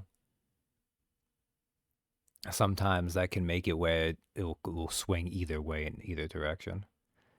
And I could see too, Kaiju number 8 relies on its action a lot, so an animation strengthen that.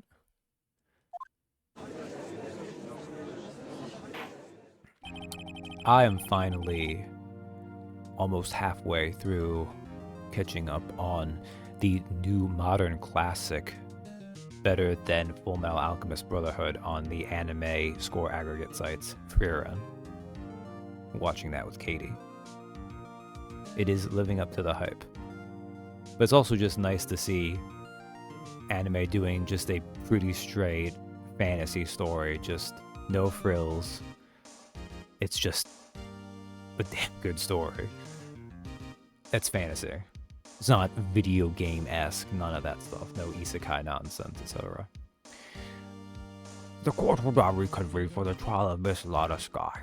If the defendant is done discussing his anime nonsense with the crowd. Shut the fuck up, Judge. I'll talk about it if I want to.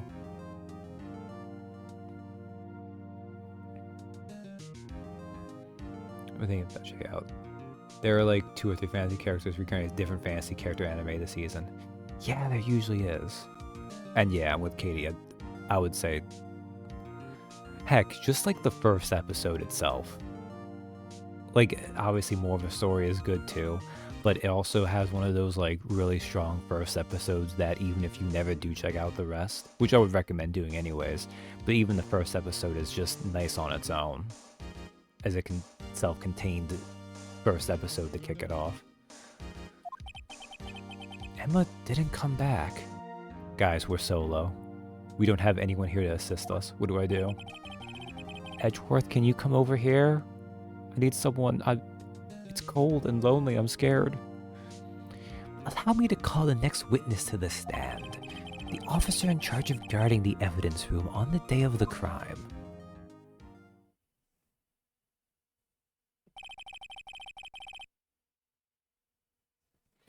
Witness, please state your name and occupation. Maya, can you come back from the waterfall training? That would be nice. Oh, I don't think I told you, but Ash and I did marathon at Undead Unlock. Oh, that's good. I think at some point I might try and subject Katie to that. I mean, someone fall into that blind was hilarious. I could believe it. Anyways, now we need to mess with Marshall here. Me, partner? Oh, I'm just a man, same as you, wandering the trails of civilization. It's good, worth watching. Occasionally helping the elderly cross intersections when needed. Yes, we get it. Oh, I know. You're a patrolman.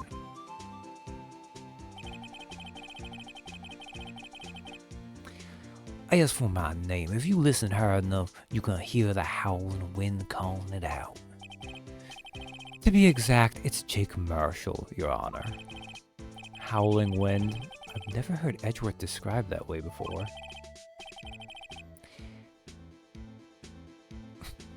I feel like the simplest way I can describe it, which is that it's modern shonen's best take on trying to capture the nonsense that is JoJo's Bizarre Adventure, would give you the wrong idea, Katie. Now, Mr. Marshall, let me ask you something. In charge of guarding the evidence room on the day the crime took place. Is this correct? According to the papers, partner. What do you mean? A desperado's soul is as boundless as the desert sands. No paper can sum it up. Comparing anything to JoJo is an immediate concern. It's the story of the best woman in Shonen Jump.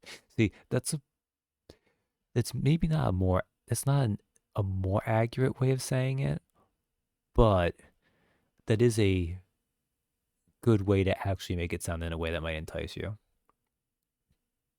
Like it's going places, doing things and weird powers like JoJo's does. Yeah, that's why it's going with that. That correlation is the simplest way.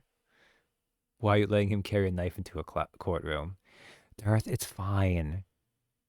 Do you not have metal detectors? I mean, they don't. We brought one into the courtroom in the 4th case to find a bullet in Von Karma, so. I wonder when courtrooms, because obviously, I wonder when they first would have installed those. Were certain courts more lax about it in the past before certain kind of incidents happened? And everywhere was more anal about security for good reason? But I feel like they probably would have adopted them pretty early, right? Maybe it's best we get on with this quickly. Please share with us your testimony of the day of the crime. In plain old English. Day of the crime. Hell, my job was to keep a wary eye on that bone orchard. They said I was supposed to make rounds 3 times a day, but that ain't my style. Besides, the room was protected by 2 security systems anyway. If I remember right, I was at a street side saloon at the time it went down. Well, I'm just an innocent traveling man, so if you're out of ammo, it's time I hit the trail. Early 1990s, it seems. Okay. Well, I can't say I particularly care for your attitude. Well, I can't say I care for your beer, but you don't see me complaining. Wait a minute. What do you mean by 2 security systems? Well, I mean the security cameras and the ID card readers. I reckon even a cowpoke like you knows about those. Yes, well, what about the fingerprint activated locks on the evidence lockers? Fingerprint activated locks? What kind of newfangled doohickeys are those? He's not being very helpful. He's not that good with Machines, or with following orders. The first game on the GBA was released October 12th, 2001. So it would predate that, okay. Well, the game itself obviously came after, but what I mean is them having metal detectors would predate that. Ugh, I said it in the wrong way to make it, because I should have said based on the way your comments came in, but I said in the reverse order. You mind that date is US. That's true. Could have taken them longer over there. But, you know, it's Phoenix Wright world, right? Well, everyone's got their weaknesses now, don't they, Mr. Prosecutor? This one seems like trouble. Okay, Mr. Wright, these are yours. That's the Japanese GBA release date.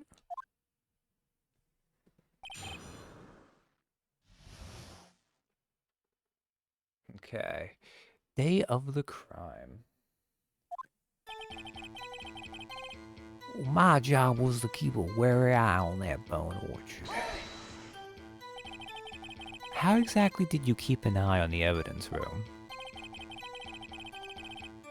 You just didn't get until 2005 with DS. Yeah. See? Oh man. No wonder I liked Emma. And I liked Maya too. They would have been just a few years older than me. Anyways. Oh, God. Thinking about that. Thinking about the fact that was almost 20 years ago now. There was only Maya and Science Maya. Well, I just made sure nothing moved in the security camera monitor. That room was so still, even time dials in there. I was just the caretaker who interred the recordings. You interred them? Videos of nothing all that useful. When the time would come, I'd erase the tape. If nothing unusual is recorded, tapes are to be erased every 6 hours. Each time I'd erase a tape, it felt like I was erasing a part of my life.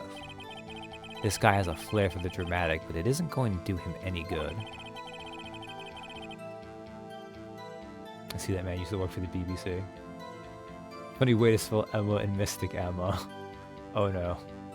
Please, no violence in my comments.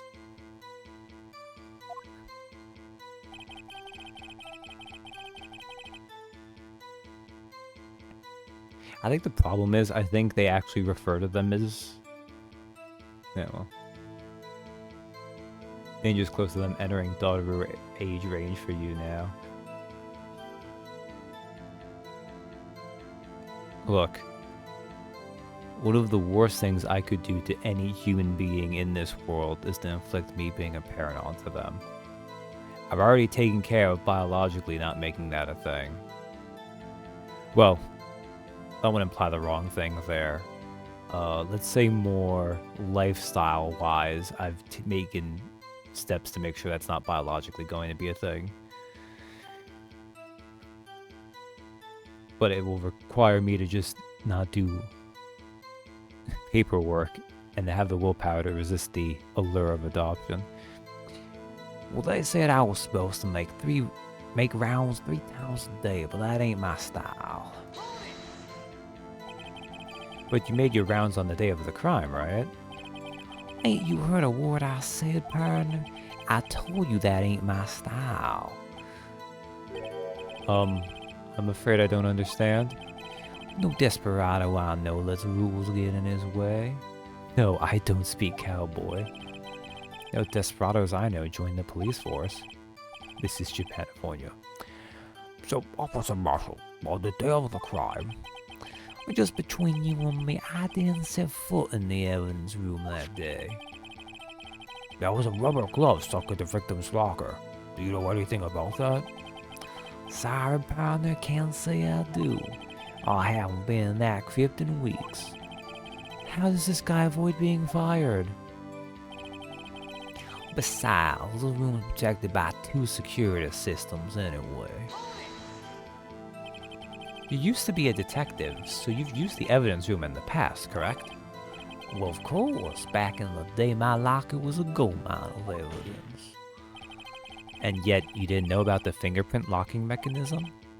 Sorry, partner, I ain't good with machines. I can't even tell you how a bike works.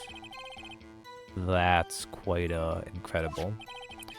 The sensors on the locker handles cannot be seen.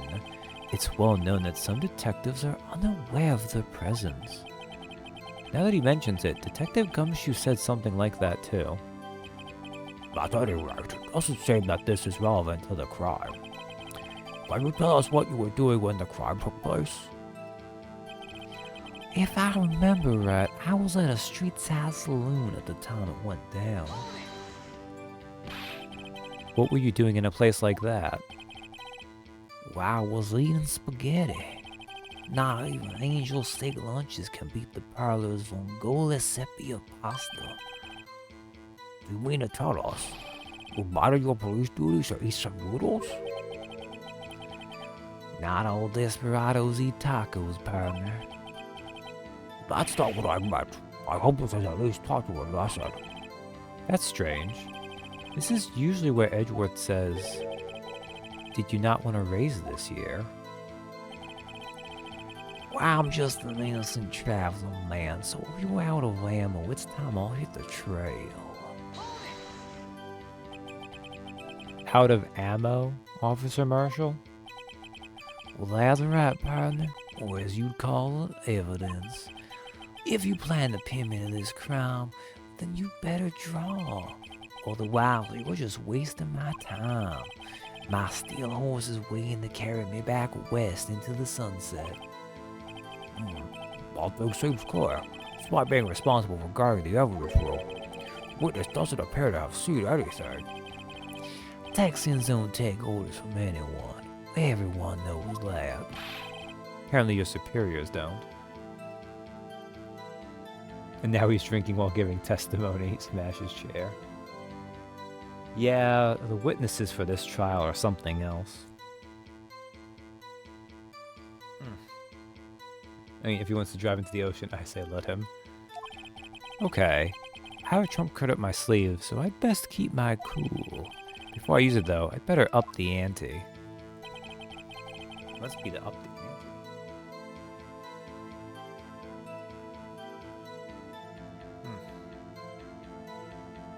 What cool, Phoenix, right? Yeah, really. Okay, well, he says we need to have ammo, so... What about your freaking fingerprints, my dude?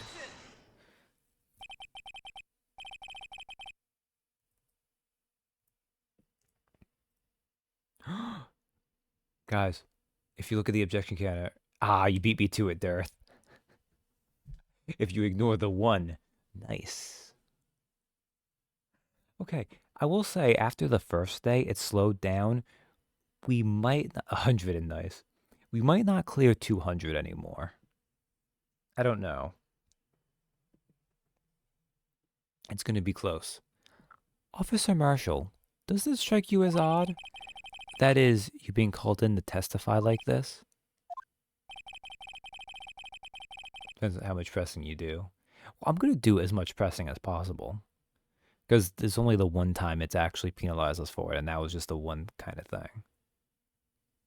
After all, you weren't in the security room at the time of the crime. And yet you dragged me down here. Explain yourself, partner. It's quite simple. You left a very large trail behind at the scene. Or to be exact, a handprint. Listen real good, partner. Like I said, I'm the caretaker of that crypt. I'll pay my respects, or that is, make my rounds about once a month. It's only natural my fingerprints would be in there. Ah, Phoenix heard me worrying, and he's pumping those numbers up. Although sadly, it means we weren't at 100 nices very long. Damn you, Phoenix. I only wish it were, officer. But you see, your fingerprints were covered in blood.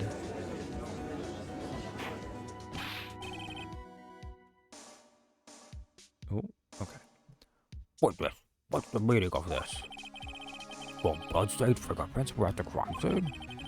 The blood was wiped away. However, a luminol test clearly revealed this. Well, Officer Marshall? Oh, it seems to me there ain't a person in this room with a head on his shoulders. I take it you have an explanation then, Officer Marshall. About the blood-stained fingerprints?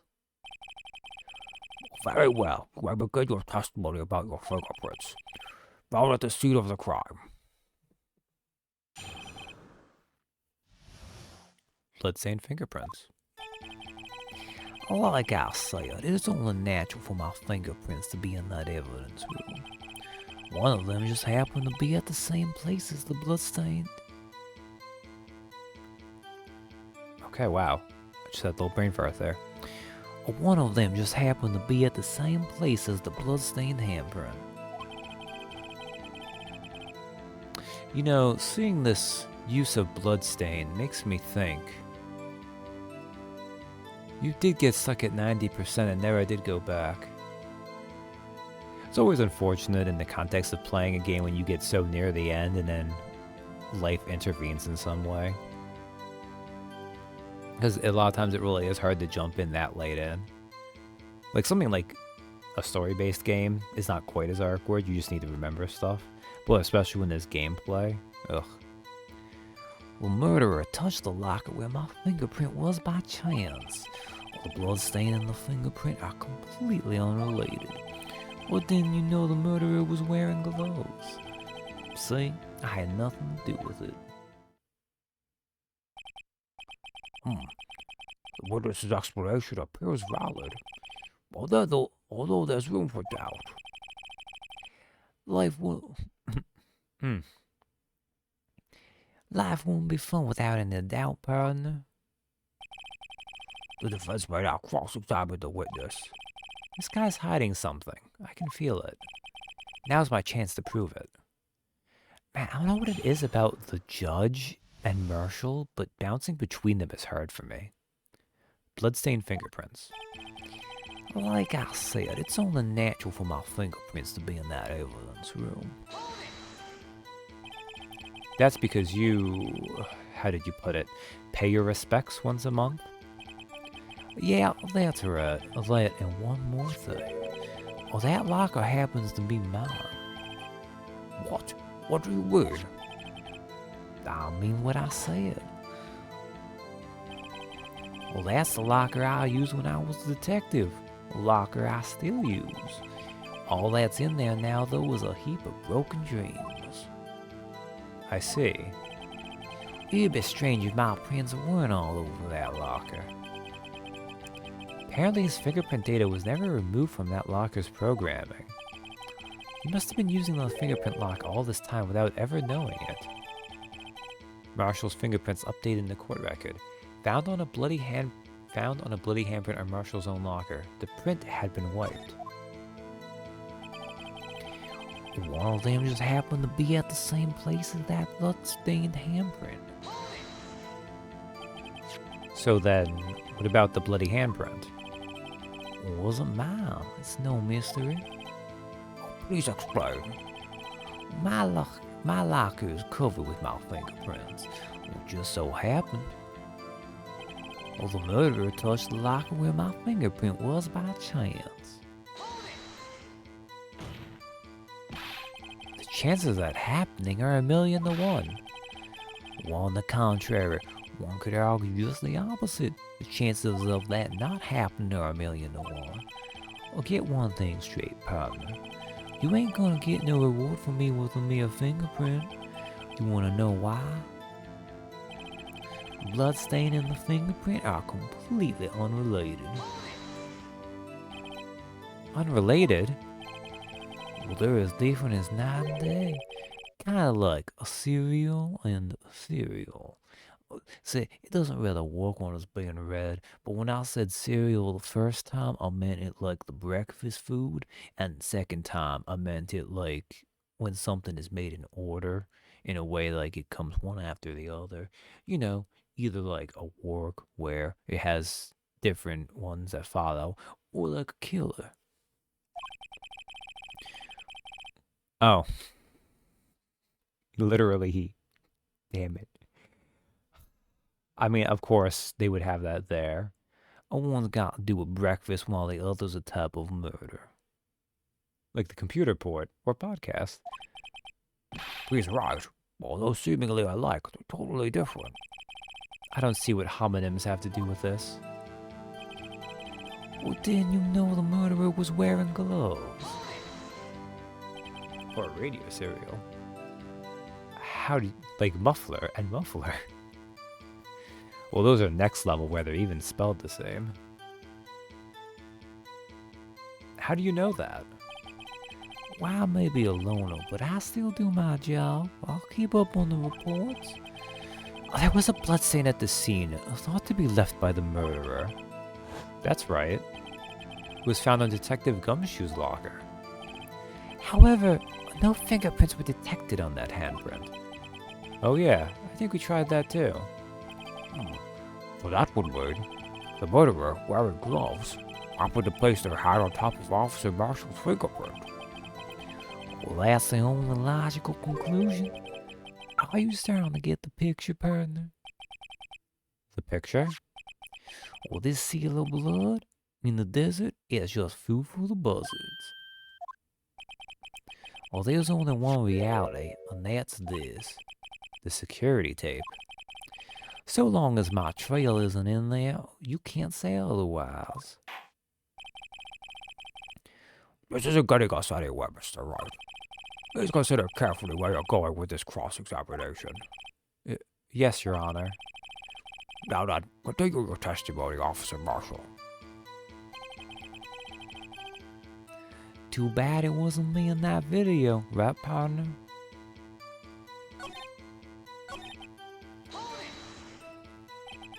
What do you mean by that?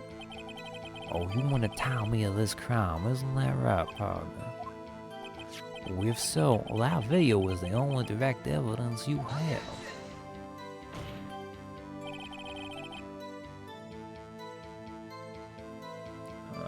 Objection. That video is next to useless. It's full of blind spots. Blind spots? Places you can't see. Camera's panning back and forth. The floor isn't shown. If someone was familiar with the camera's position, they could leave the room without being caught on tape. We don't have time for your speculations, Mr. Wright. Well, Mr. Wright, if you would show us evidence in this video that indicates Officer Marshall was present, please do so now.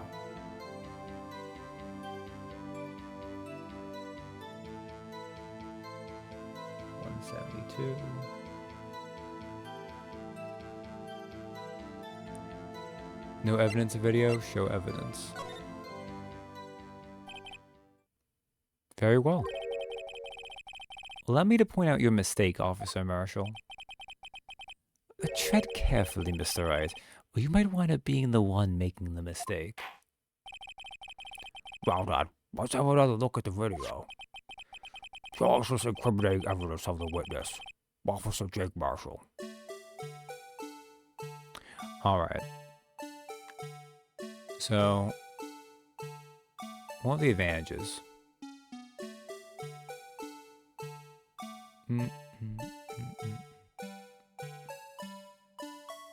Hey, at least we can fast forward here.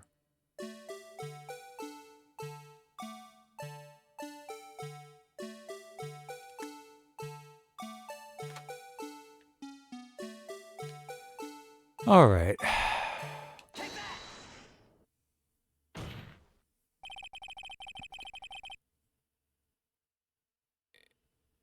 don't know if maybe it's just because it's weird, because I've messed up a couple times in this case, mostly getting stuck in the investigation phase. But very clearly, the trauma of the Blue Badger song has embedded what I need to do for the videos. Also, it's pretty straightforward, but bring our attention back to the security camera. Is a mistake I'm afraid you'll soon not forget, Officer Marshall. Well, days are short in Texas, and so are our tempers. Could you sum up what you have to say in 8 words or less? Very well. You can clearly be seen in this video. Exactly 8 words. Not bad, partner. The key lies in a certain locker shown in the video.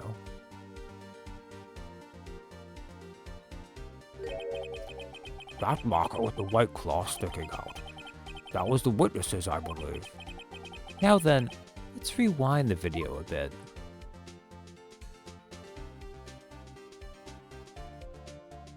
I'm pretty sure the days in Texas are the same as the rest of North America for the most part. Yeah, you would think so, at least. Maybe Japanifornia, Texas is different, though. Maybe it's located somewhere completely different. Whoa, the white cloth. It's gone. What's the meaning of this, Officer Marshall? When the crime took place, the white cloth wasn't there. I heard their days are bigger. Then it suddenly appeared. There's only one explanation. Officer Marshall, you were in the evidence room at the time of the crime. What's more, you opened your locker when the camera was turned away.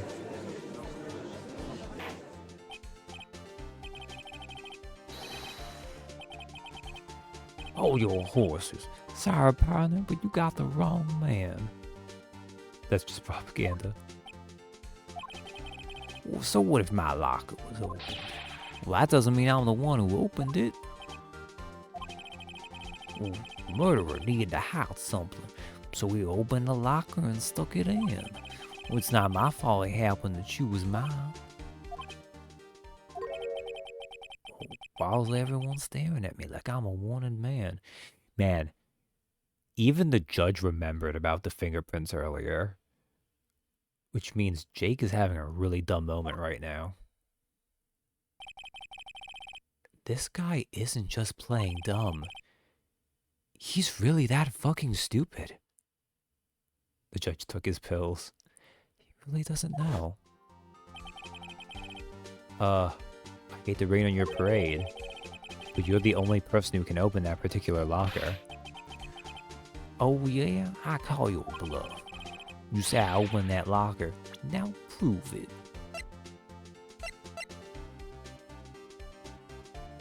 Oh, I need to be here. Only assigned to Texas Prince can unlock it.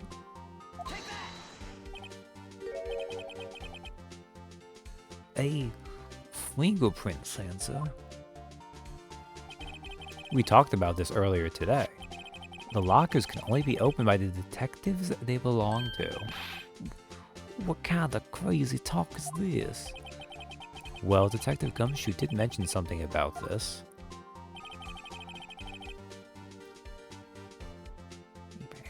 In any case, the locks aren't that obvious.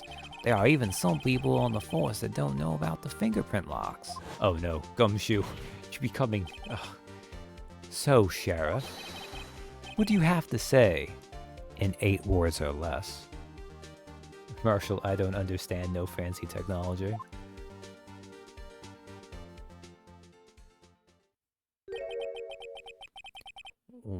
I only got 1 word for you, partner. No.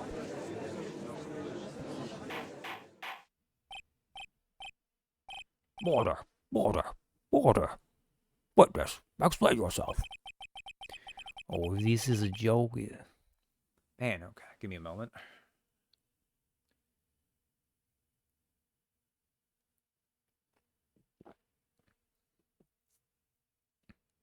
Too many characters where I've put their voices kind of close together, so it throws me off. This is a joke. It's the worst I've ever heard. I assure you this is no joke, Officer Marshall. Now then, please tell us what you were doing in the evidence room at the time of the crime. Olay, please answer the question. What is he now, a bullfighter?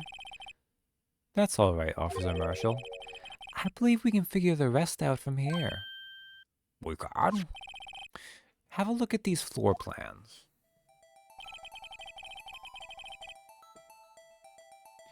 There is no place for someone to hide in the evidence room. Yet, Officer Meekins didn't see Officer Marshall. If that's so, then where was the witness? It seems Mr. Wright has an answer. That's right. The only possible conclusion. Well then, let's hear it.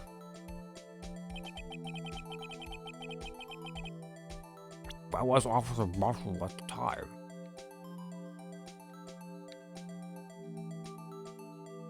Because, of course, the victim was a fake Bruce Goodman.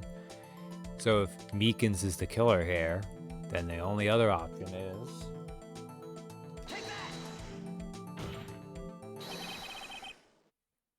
Officer Marshall was standing right here. There, but that's where the victim, Detective Goodman, was. Correct. Unless the man wasn't Detective Goodman. I believe the victim in the video is Officer Marshall. It was you, dressed up like Detective Goodman. Now, this is where we realize how much of a goddamn dumbass Mike Meekins is. Because look at... Well, let's... I want one where we can actually see some of his face, but Edgeworth had to object. Marshall Goodman had a fancier hat than me. But that's preposterous. Officer Meekins witnessed the detective at the crime scene. Once he saw the man's face, he'd know for sure. May I point out, though, that Officer Meekins did not know Detective Goodman. He also testified about the man's reaction when confronted.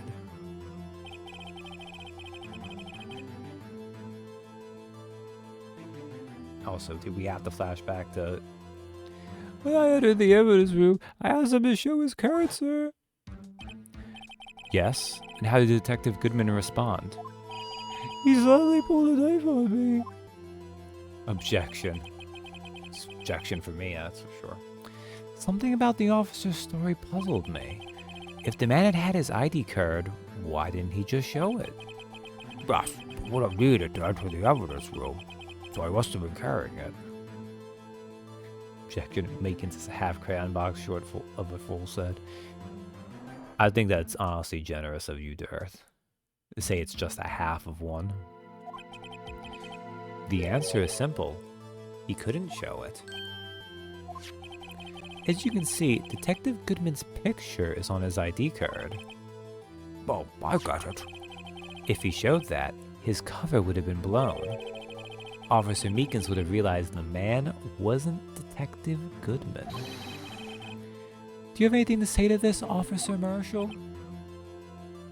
Like, look. This is what he looks like. This is what Goodman looks like. And, like... This is not just Meekins not, like, looking at his face at all. This is like he had to not have his eyes over there at all. No right skin tone. The hair is a complete mismatch. The face shape's a mismatch. The chin's... Oh my God, you suck, Mike Meekins. You got quite an imagination, partner. We got a term for that. It's called circumstantial evidence. Circumstantial evidence? He's still denying it. You're gonna have to do better than that to break a detective. Unless you have hard evidence proving I dressed up as the victim. I can't say I'm particularly care for your uncooperative disposition.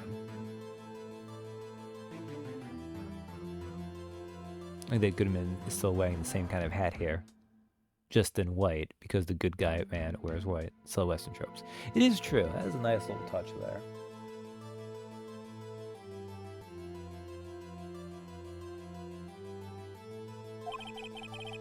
Well, I can't say I care for your beard, but you don't see me complaining.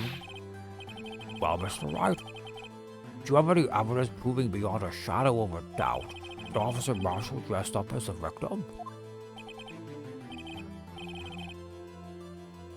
Well, who am I kidding? I don't have anything like that. Well, I can see the fear in your eyes, partner. Seems you're the one who couldn't take the desert heat. Ah, this can't be happening. It's so obvious he's the one. What can I do? Didn't his locker have a white cloth? Yeah, but there's... It's one of those moments where a lot of times, and this happens throughout the series, honestly, this kind of game type has this problem in general. Danganronpa has it too, where they want you to uncover the full mystery and touch on like all the clues they leave behind usually, even when sometimes just one thing is good enough. So obvious he's the one. What can I do? It looks like your lack of experience has finally been exposed. I'll pass on to you what someone told me when I was just starting out. When you run into a wall with no place to go, return to the basics. The basics? For me, that would be what Mia used to tell me. Phoenix, try thinking outside of the box. Oh, it doesn't help when the player also reads detective novels. Well, they do also try to make sure that the, like... Because video games usually are trying to go for an audience that maybe is a little bit less discerning in that regard, right? Now, sometimes they can end up that way, but... I shouldn't look for proof that Officer Marshall was in disguise. But rather, I should look for evidence that came about because he was in disguise. Why do you think this locker was opened in the first place? What do you mean? There's no reason for Officer Marshall to open his locker at the time of the crime. Yet he did, despite the chance it might be discovered later as it has been. Which means he didn't originally plan to open his locker. According to the defense's argument, Officer Jake Marshall dressed up as Detective Goodman at the time of the crime. Then, after the crime was committed, he opened his own locker for some unknown reason. The fact that a white cloth is sticking out of the locker seems to indicate that he opened it in order to put a cloth with the cloth inside. So, this one exactly is this piece of cloth. Perhaps. Perhaps the video is the key to all our unanswered questions. I don't have any evidence, so this video is my only shot. No. Very well, let's take yet another look at the security tape. After committing the crime, the witness opened the locker to put away the white cloth. Please show us why the witness had to open his locker.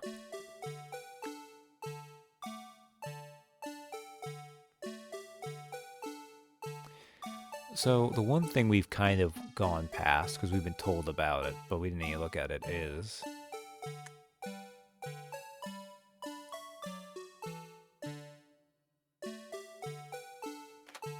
Oh, I missed it.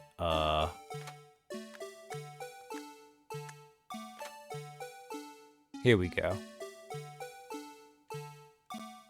See, he maybe got his costume messed up. Which, let me tell you, I've had a long time. Well, actually, it wasn't that many sessions. It's only probably been like half a year of playing a character going into disguises. And sometimes when you get in combat scenarios, they do take damage. Fortunately, my penguin monk has a lenient DM, so I can usually get away with it. Rip the turkey outfit, though.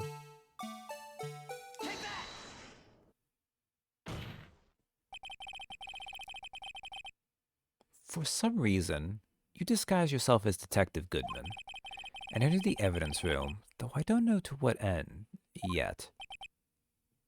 Yet? Pretty. However, something unexpected happened.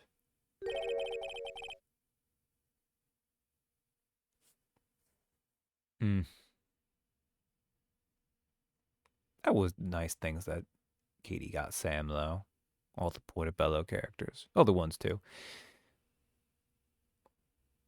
Officer Meekins barged in on you. I know. It did take me a second there.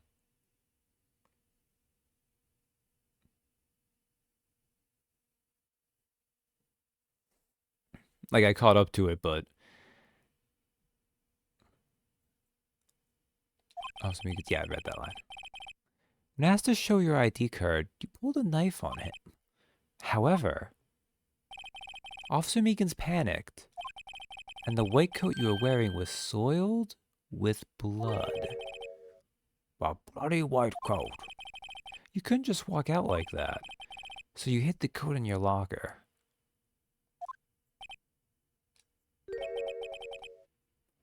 Not bad, partner.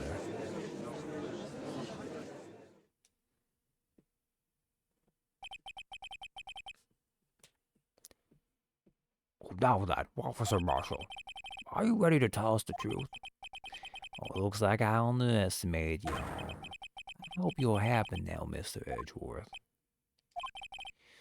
2 years ago, you weren't half as persistent then as you are today. We all wouldn't have to be here now would we?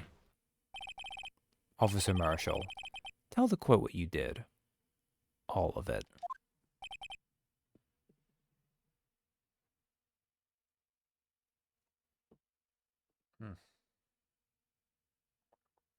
Oh, all right. It seems the time has come. Marshall's confession. Well, I had to do it that day. I couldn't just stand by and let it die. I stole the detective's ID and dressed like him. I planned to take out the evidence. I wasn't expecting Officer Meekins. I knocked him out. I managed to escape. I knew which areas wouldn't be caught on the camera. There wasn't any murder in the evidence room at 5:15. So I suppose Victor was really you.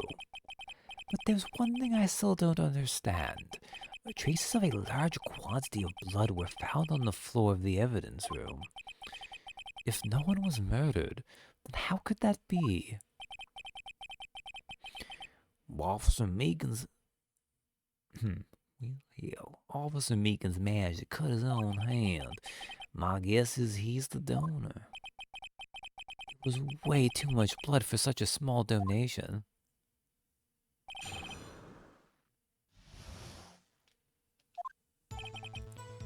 Well, I had to do it that day. I couldn't just stand by and let it die. When you say it, you mean... Do you even have to ask, partner? The SL9 incident. 2 years have passed since that case was closed. It was going to completely end with the transferal that day. Not if I have anything to do with it. The incident's not over. But what did you hope to accomplish by sneaking into the evidence room? When a case is closed, only the case's lead detective can look through the evidence. I wanted to have a look at it myself one more time. No matter what the cost. I don't care what anyone says, partner. That case is mine. But Officer Marshall wasn't in charge of that investigation. Why does he care so much about it? Well, that day was my last chance. That's why I stole the detective's ID and dressed like him. I planned to take out the evidence. Why did you disguise yourself as Detective Goodman? If I didn't make it look like Goodman was carrying out the evidence transfer, well, I'll be arrested for stealing evidence, which won't get me anywhere. So you did it to fool the security camera? By the detective's ID card? Why, I stole that the morning of the incident. So that really was why Goodman started filling out that lost item report. Why, I returned his ID card. I left it on the floor in the prosecutor's office parking lot. The ID card I found was left there by Officer Marshall.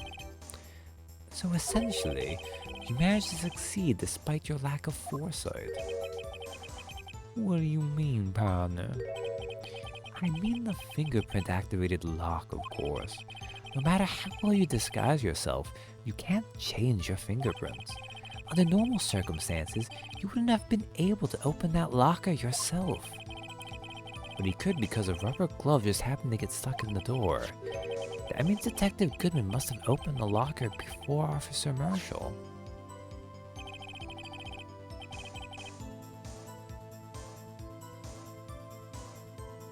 Ooh, okay.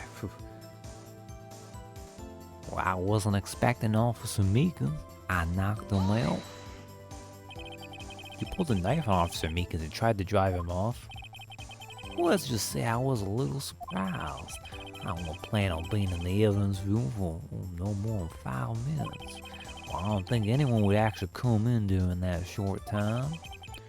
Officer Meekins certainly is a one-in-a-million type of person. Mistaking a detective for an intruder and demanding to be shown his ID. But I'll have to think a little more about his raise this year.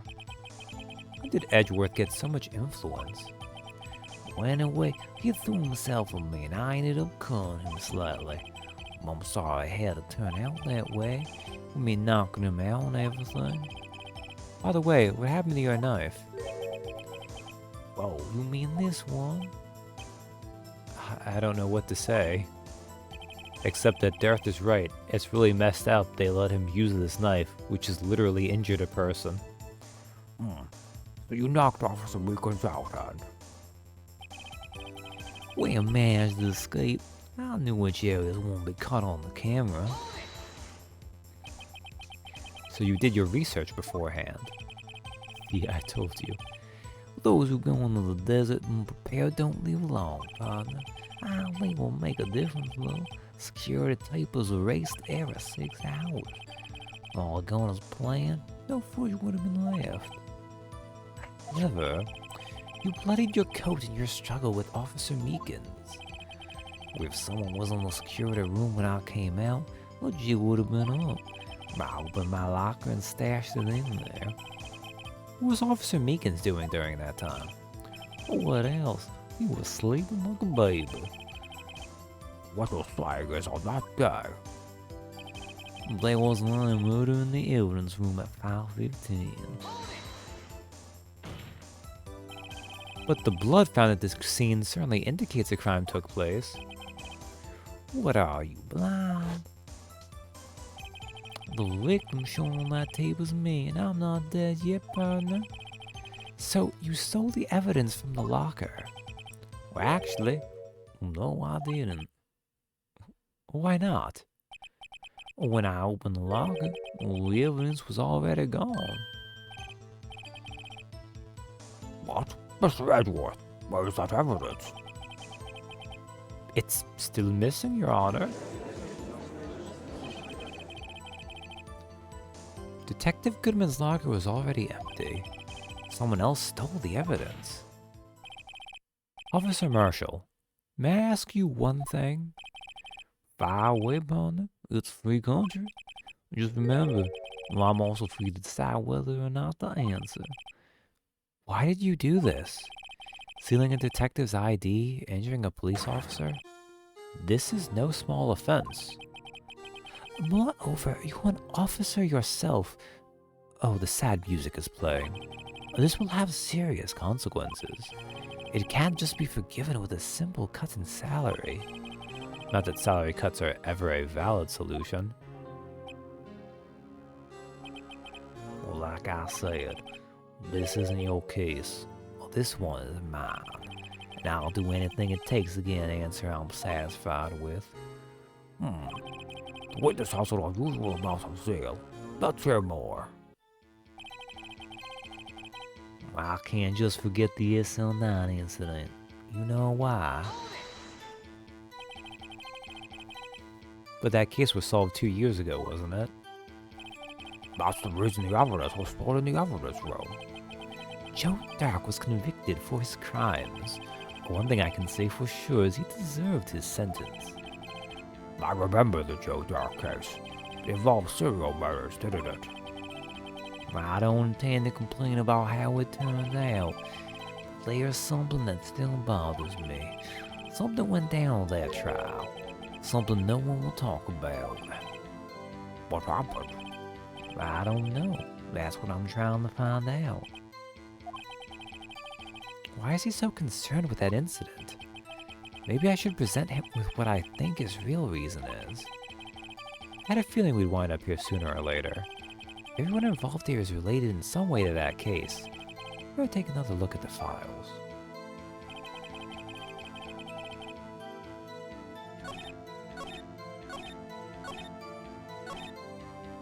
Okay.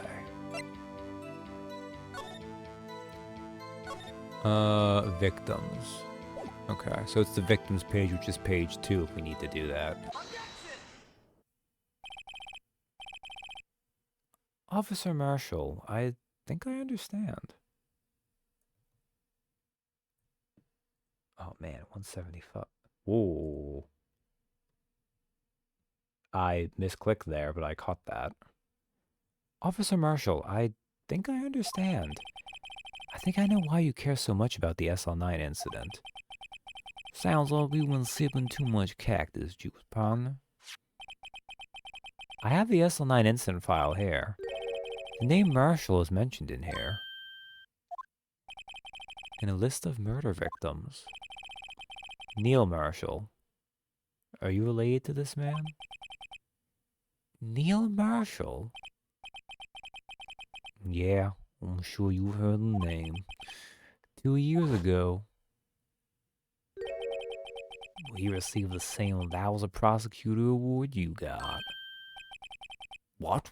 A prosecutor? You must be talking about the King of Prosecutors Award. Now I remember. Prosecutor Neil Marshall. He handled the SL9 case before I did. That's right. He was killed, and the case fell into your hands. What's his relation to you?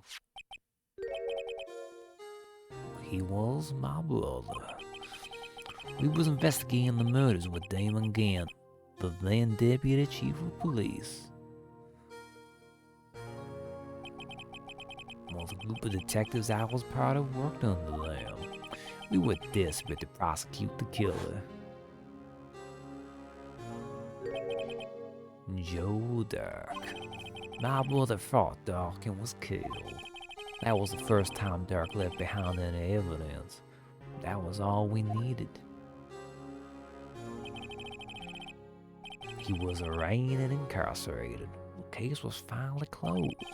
At least, according to the public record. What do you mean? My brother couldn't have been killed by Joe Dark. I knew my brother better than anyone.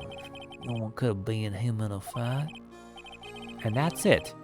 That's your reason for your insane actions. There's more in my brother's death than what the records say. No matter how much you try to hide it, you can't fool me. Well, at least one thing's for certain. Now we know what happened at the police department on the day of the crime. That was the last day the SL9 case could be reopened. Not satisfied with its resolution, Officer Marshall planned to steal the evidence. Disguising himself as Detective Goodman, he entered the evidence room. Officer Meekins confronted him, so he rendered him unconscious and fled. Yes, this mystery has finally been cleared up. No murder took place at the police department that day. The things that happen by chance never cease to amaze. At exactly the same time as the murder at the prosecutor's office, this fake murder was going on at the police department.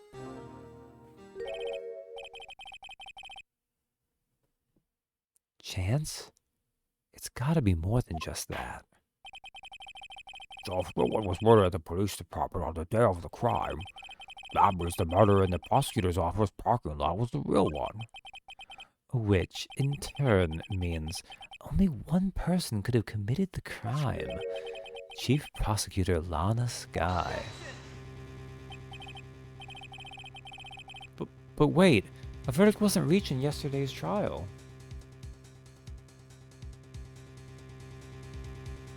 All of this work.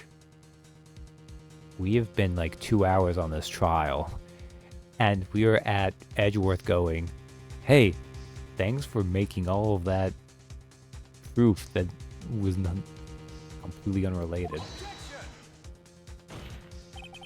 Which is why we examined the incident at the police department today. Okay, now we're on 177 objections. But there's only one reason the defendant was not convinced yesterday. There yet remained the mystery of the simultaneous murder at the police department. Well, it seems to me, this boy's got the draw on you, partner. All of the mysteries of the police department have been resolved, no doubt about it. Our sole murder took place at the prosecutor's office. The only suspect is Lana Skye. And the testimony of one Miss Angel Star is completely incontestable. If you have a response, make it a single word or less. I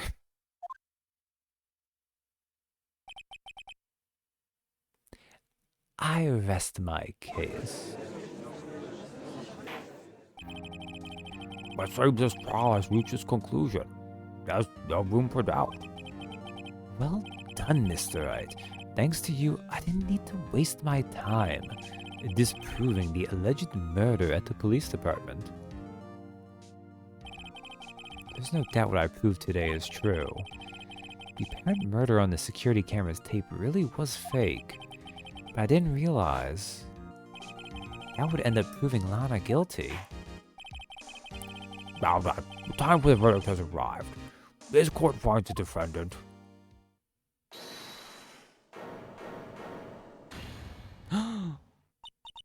Emma's on the stand. Your Honor, wait. Emma? The defense has an objection. A scientific objection. Right? What do you mean, Wright? Mr. Wright, are you this girl's guardian? Your Honor? Oh, in a sense. Please, Your Honor, all I'm asking is for a minute of your time. Please hear me out. Mr. Edgeworth, please? I don't want to leave any loose ends. You want a minute? I'll give you 3. I was kind of in shock. I mean, finding out the SL9 incident referred to the Joe Dark killings. Now that she mentions it, the names of both Sky Sisters were in that file. But that's when I figured it out. I mean, what Officer Marshall was trying to do that day. Anessa Miles. Yeah, he's kind of turned around. Turns out that whole traumatic 4th case where we proved that his guilt complex over him thinking he murdered his dad was false kind of made him re-examine some things about his life. So I knew his fingerprint had nothing to do with the crime. That left only one thing. The other handprint. You mean the traces of blood found on Detective Gumshoe's locker? But your fingerprints were found on it, right? No, but I figured if I examined it scientifically, I'd be sure to find a clue. So, I ran over there and looked at it again. So did you find something? No. Huh? Sorry, I guess I'm not much of a scientific investigator after all. Is that all? Please don't be mad. I'm just a high school student. I'm just an attorney. But Mr. Wright, those traces of blood are the only clue we have. We can't find something wrong with them. Please, Mr. Wright, You're a professional. If anyone can save Lana, it's you. Me? Oh boy. Time's up. Now then, Mr. Wright. With regard to the incident at the police department, does any reasonable doubt remain? It appears the defense is troubled by the other blood mark. Looking at the floor plans, a handprint was discovered around here. Is there a problem with this? Mr. Wright, I'm sorry I can't be of more use. But still, if you can't find anything wrong with that blood mark, Lana will be... Please answer my question, Mr. Wright. You don't have all day. Yes, Your Honor? Ever I've needed to concentrate, it's now. If I just draw a star in my mind and activate the healing touch. But no. Could be wrong with that handprint on Detective Gumshoe's locker. Could there be something I'm missing? I object.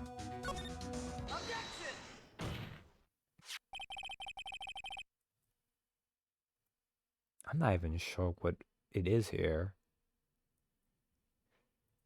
But hey, objection.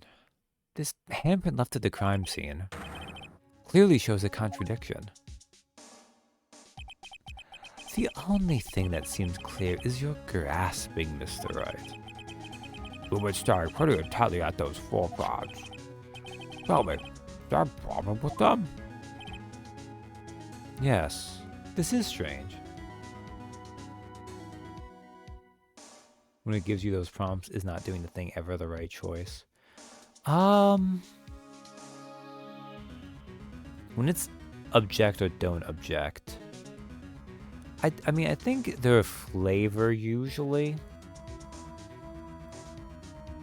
Because I think, even when they're not the right, like, I think the idea is if you say not object, Phoenix will go like, oh, well, I guess there's nothing I can do. And then it'll be like, wait a second, dumbass, you need to object, otherwise the case is lost. I think there's one or two cases maybe later on. It's one of those things where a lot of times, usually the game kind of hints to you that something else is going on, which is the only times you should actually not object. But I don't think it usually penalizes you for those ones anyways. This is strange. Take a good look at these floor plans. Something is missing. Missing? You mean something hasn't been drawn on there? Yes, something that, when drawn, will completely change the meaning of the blood mark. That display defense isn't simply trying to buy time. Very well, Mr. Wright. With all this evidence here, there's gotta be something I can use. Question is, which item can prove something is missing in the floor plans? Oh, okay. Was allegedly dancing in the evidence room at the time of the murder at the police department.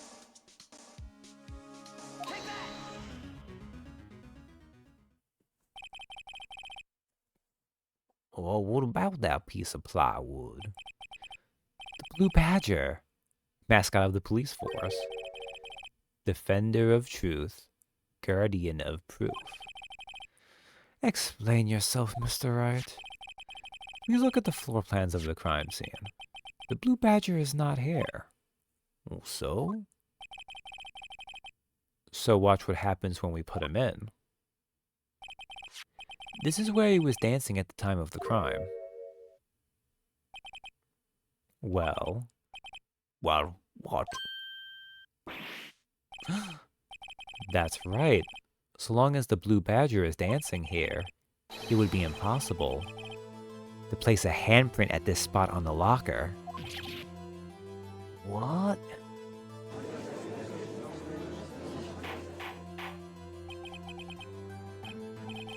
So that means, well, just exactly what does that mean? It means it can't be done. What are you saying? blood traces were undeniably found on that locker. Don't look at me, I didn't put it there. Mr. Wright, think it through scientifically. Emma, on that afternoon, Officer Meekins was the one who brought the blue badger to the evidence room, right? After he put it down, it would be impossible to leave a handprint on that locker. So that must mean this blood mark was left there before the blue badger was brought in. Just one moment.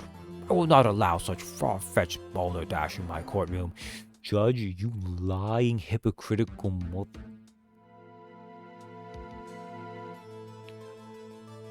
This man let so much crazy stuff happen. And this is where he's drawing a line? Yeah, this is the straw that broke the camel's back. We have already cross-examined a parrot.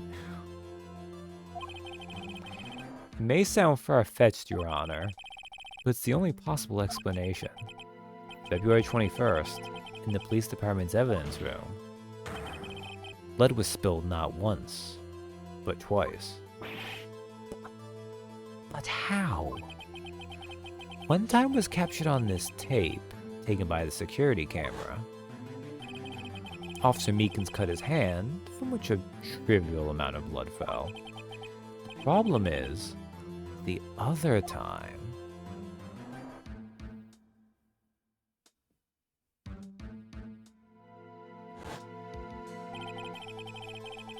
someone bled prior to the struggle shown on this tape. It had to have been Detective Goodman when he was really murdered. That's ridiculous. Refuse to accept your absurd claim. The murder portrayed in the security tape has been proven to be a fake. Alright, so that was 179 from Edgeworth, and that was 180 from Phoenix back. Alright, I'm feeling more confident in us hitting 200 now, possibly. However, that does not explain the blood mark found on the locker. So then, assuming this murder you purport really happened, when did it take place? I demand you show evidence that proves when it occurred. When did the first incident occur? Okay, we have another Edgeworth, that's 181.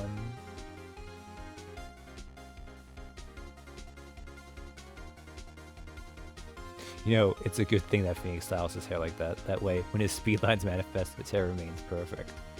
It's true though. To summarize, the defense claimed that prior to Officer Meekins being cut by Jake Marshall, who was posing as Detective Goodman, another incident took place in that evidence room. That's right. The blood mark on the locker proves this. Very well, then tell us, when did this first incident occur? As Mr. Edgeworth said, proof must be presented. Proof that shows when the murder took place. There's only one piece of evidence that can show that. Now then, will the defense please present its evidence? What shows when that first crime took place? IDs of all who entered the evidence room on 221, because we're still missing the 7s. Seven. If the crime took place inside the evidence room, then the killer would have had to enter it. And in order to do so, an ID card would have been required. An ID card? Oh, the ID card record. Officer Meekins brought the Blue Badger pal into the evidence room at... Let's see here. 4:50 p.m. It was Sephiroth. Damn timeline ghost helping him out. If the crime took place before that time, then it would be 4:40 p.m.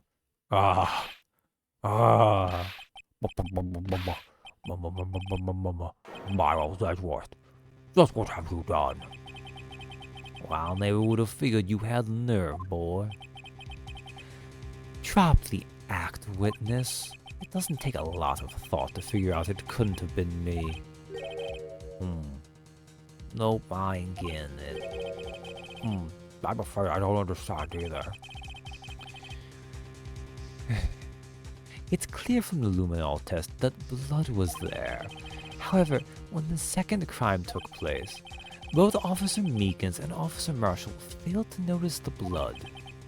That means the blood from the first crime was wiped away by the real murderer.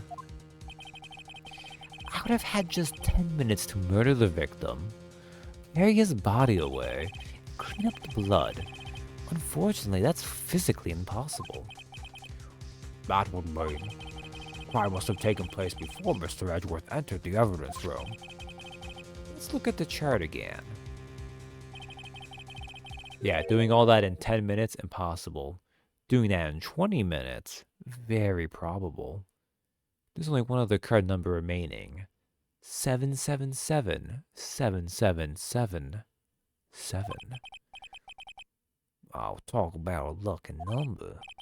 But wait, that doesn't make sense. How could Detective Goodman have entered the evidence room? Since there's no record of his card being used beforehand, he must have entered along with the real murderer.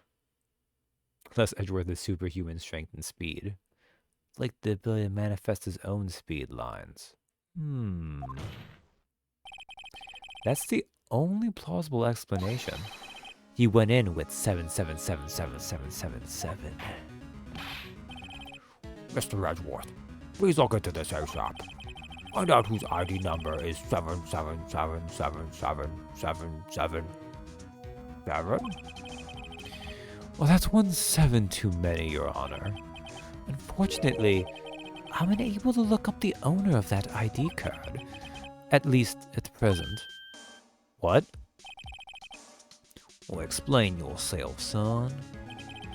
The ID number 7777777 belongs to someone with a rank of captain or higher. Someone who is a so-called executive officer. We don't have the authority to inquire into such a person's identity. But that's ridiculous. Just how... I'm not finished talking, Mr. Wright. Objection 182. There is one situation in which we can be granted such authority. If an official charge filed against an executive is accepted.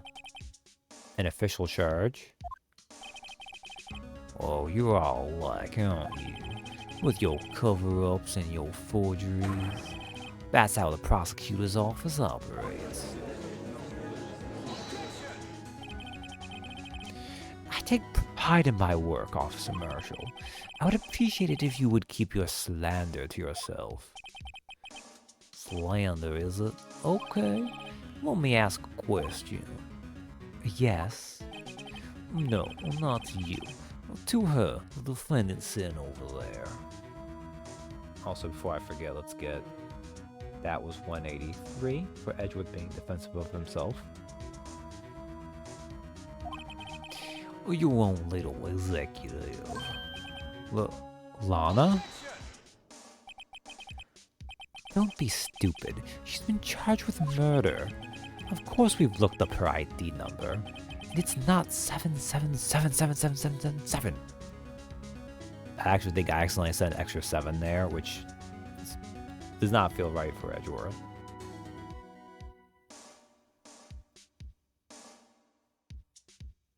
Did I? It was just an objection, right? I'm not crazy. Oh no.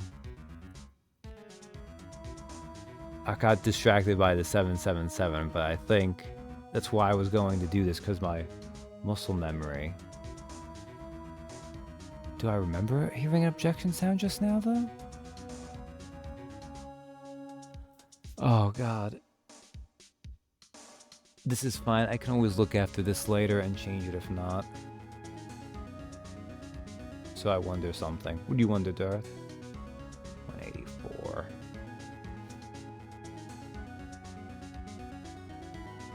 Well, Oh, don't play me for a fool, partner. That's not what I want to ask. All I want to know is one thing about that incident. The SL9 incident. Well, answer me this, Chief Prosecutor. In that trial 2 years ago, did you really only use legitimate evidence?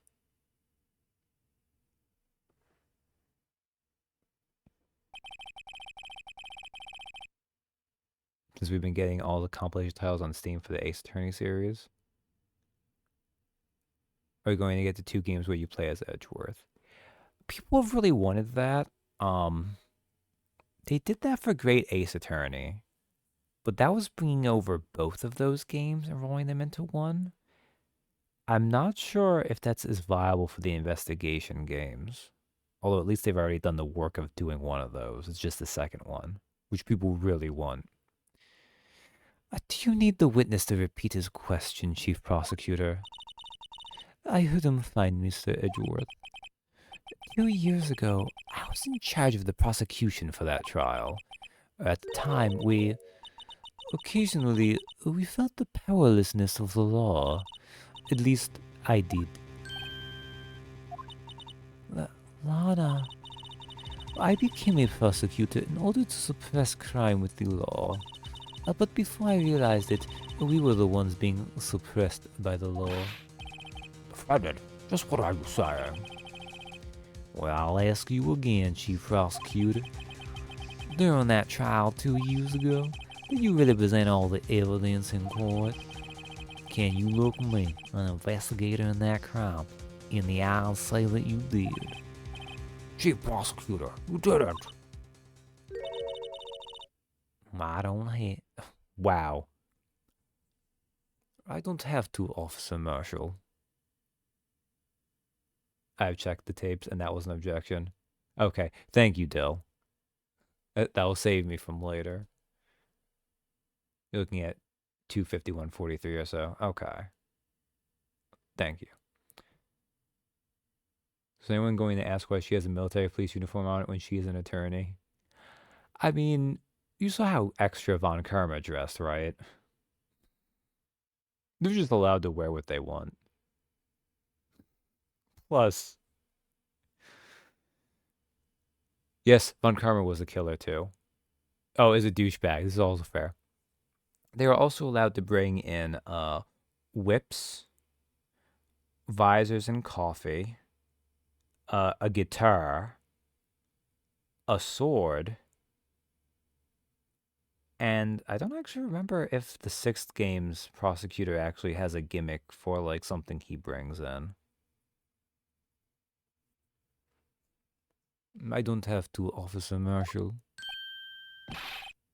Why won't you answer him? Oh, drastic crimes require drastic measures. Oh, that's just the way it is. We did what we had to in order for him to get the verdict he deserved. Oh, that's really weird. That is really weird to see someone who's not on like the defense side have a portrait that is facing right. Are you going to tell Frenzies because she can't have her whip? Because I sure as hell ain't. This is true. I would not tell Blackwell he couldn't have his sword either. But Lana... Even if it involved forging evidence.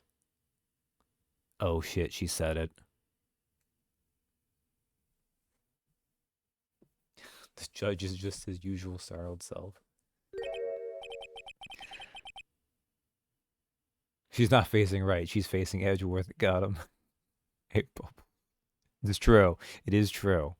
I should have said facing the right side, but I said facing right, which, yeah, no, facing Edgeworth like that.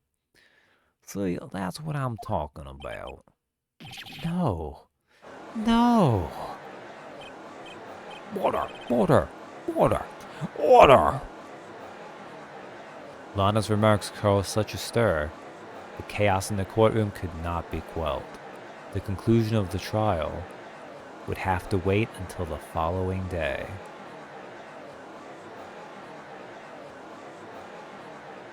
I mean, hey, she bought us time with that. That's what messes me up every time they show the rear camera of the courtroom. All right. Because everyone is mirrored. Oh, man. Okay. So we have the third day of the investigation. But I did start a bit early. Although apparently it turned out this was going to be like the perfect length for just a regular stream. But I don't think it's really worth doing like 10 minutes of the investigation phase. I hope. Who knows? Maybe the final day really, really, really makes you work for it and is super long. I'm going to be like, I should have given myself those 10 to 15 minutes. But hey, oh God. We'll probably have to talk to Meekins a little bit more in this investigation day. Dawn of the final day. Kind of. It's one of the weird things. I can't begrudge the game this, but because of the fact that you would investigate the day before the trial, it always kind of has this weird thing where like the the day that is kind of like the unit that goes together, which is the investigation and the trial, is not like one day out of the calendar, but it's actually like it starts the afternoon and runs the afternoon of the next day. But hey, thanks for hanging out with me. We did make good progress though. We are now on to that final day unit I was talking about. Hopefully I won't get stuck for this one. But for now, I'm gonna head off. Good night, everyone. Until next time.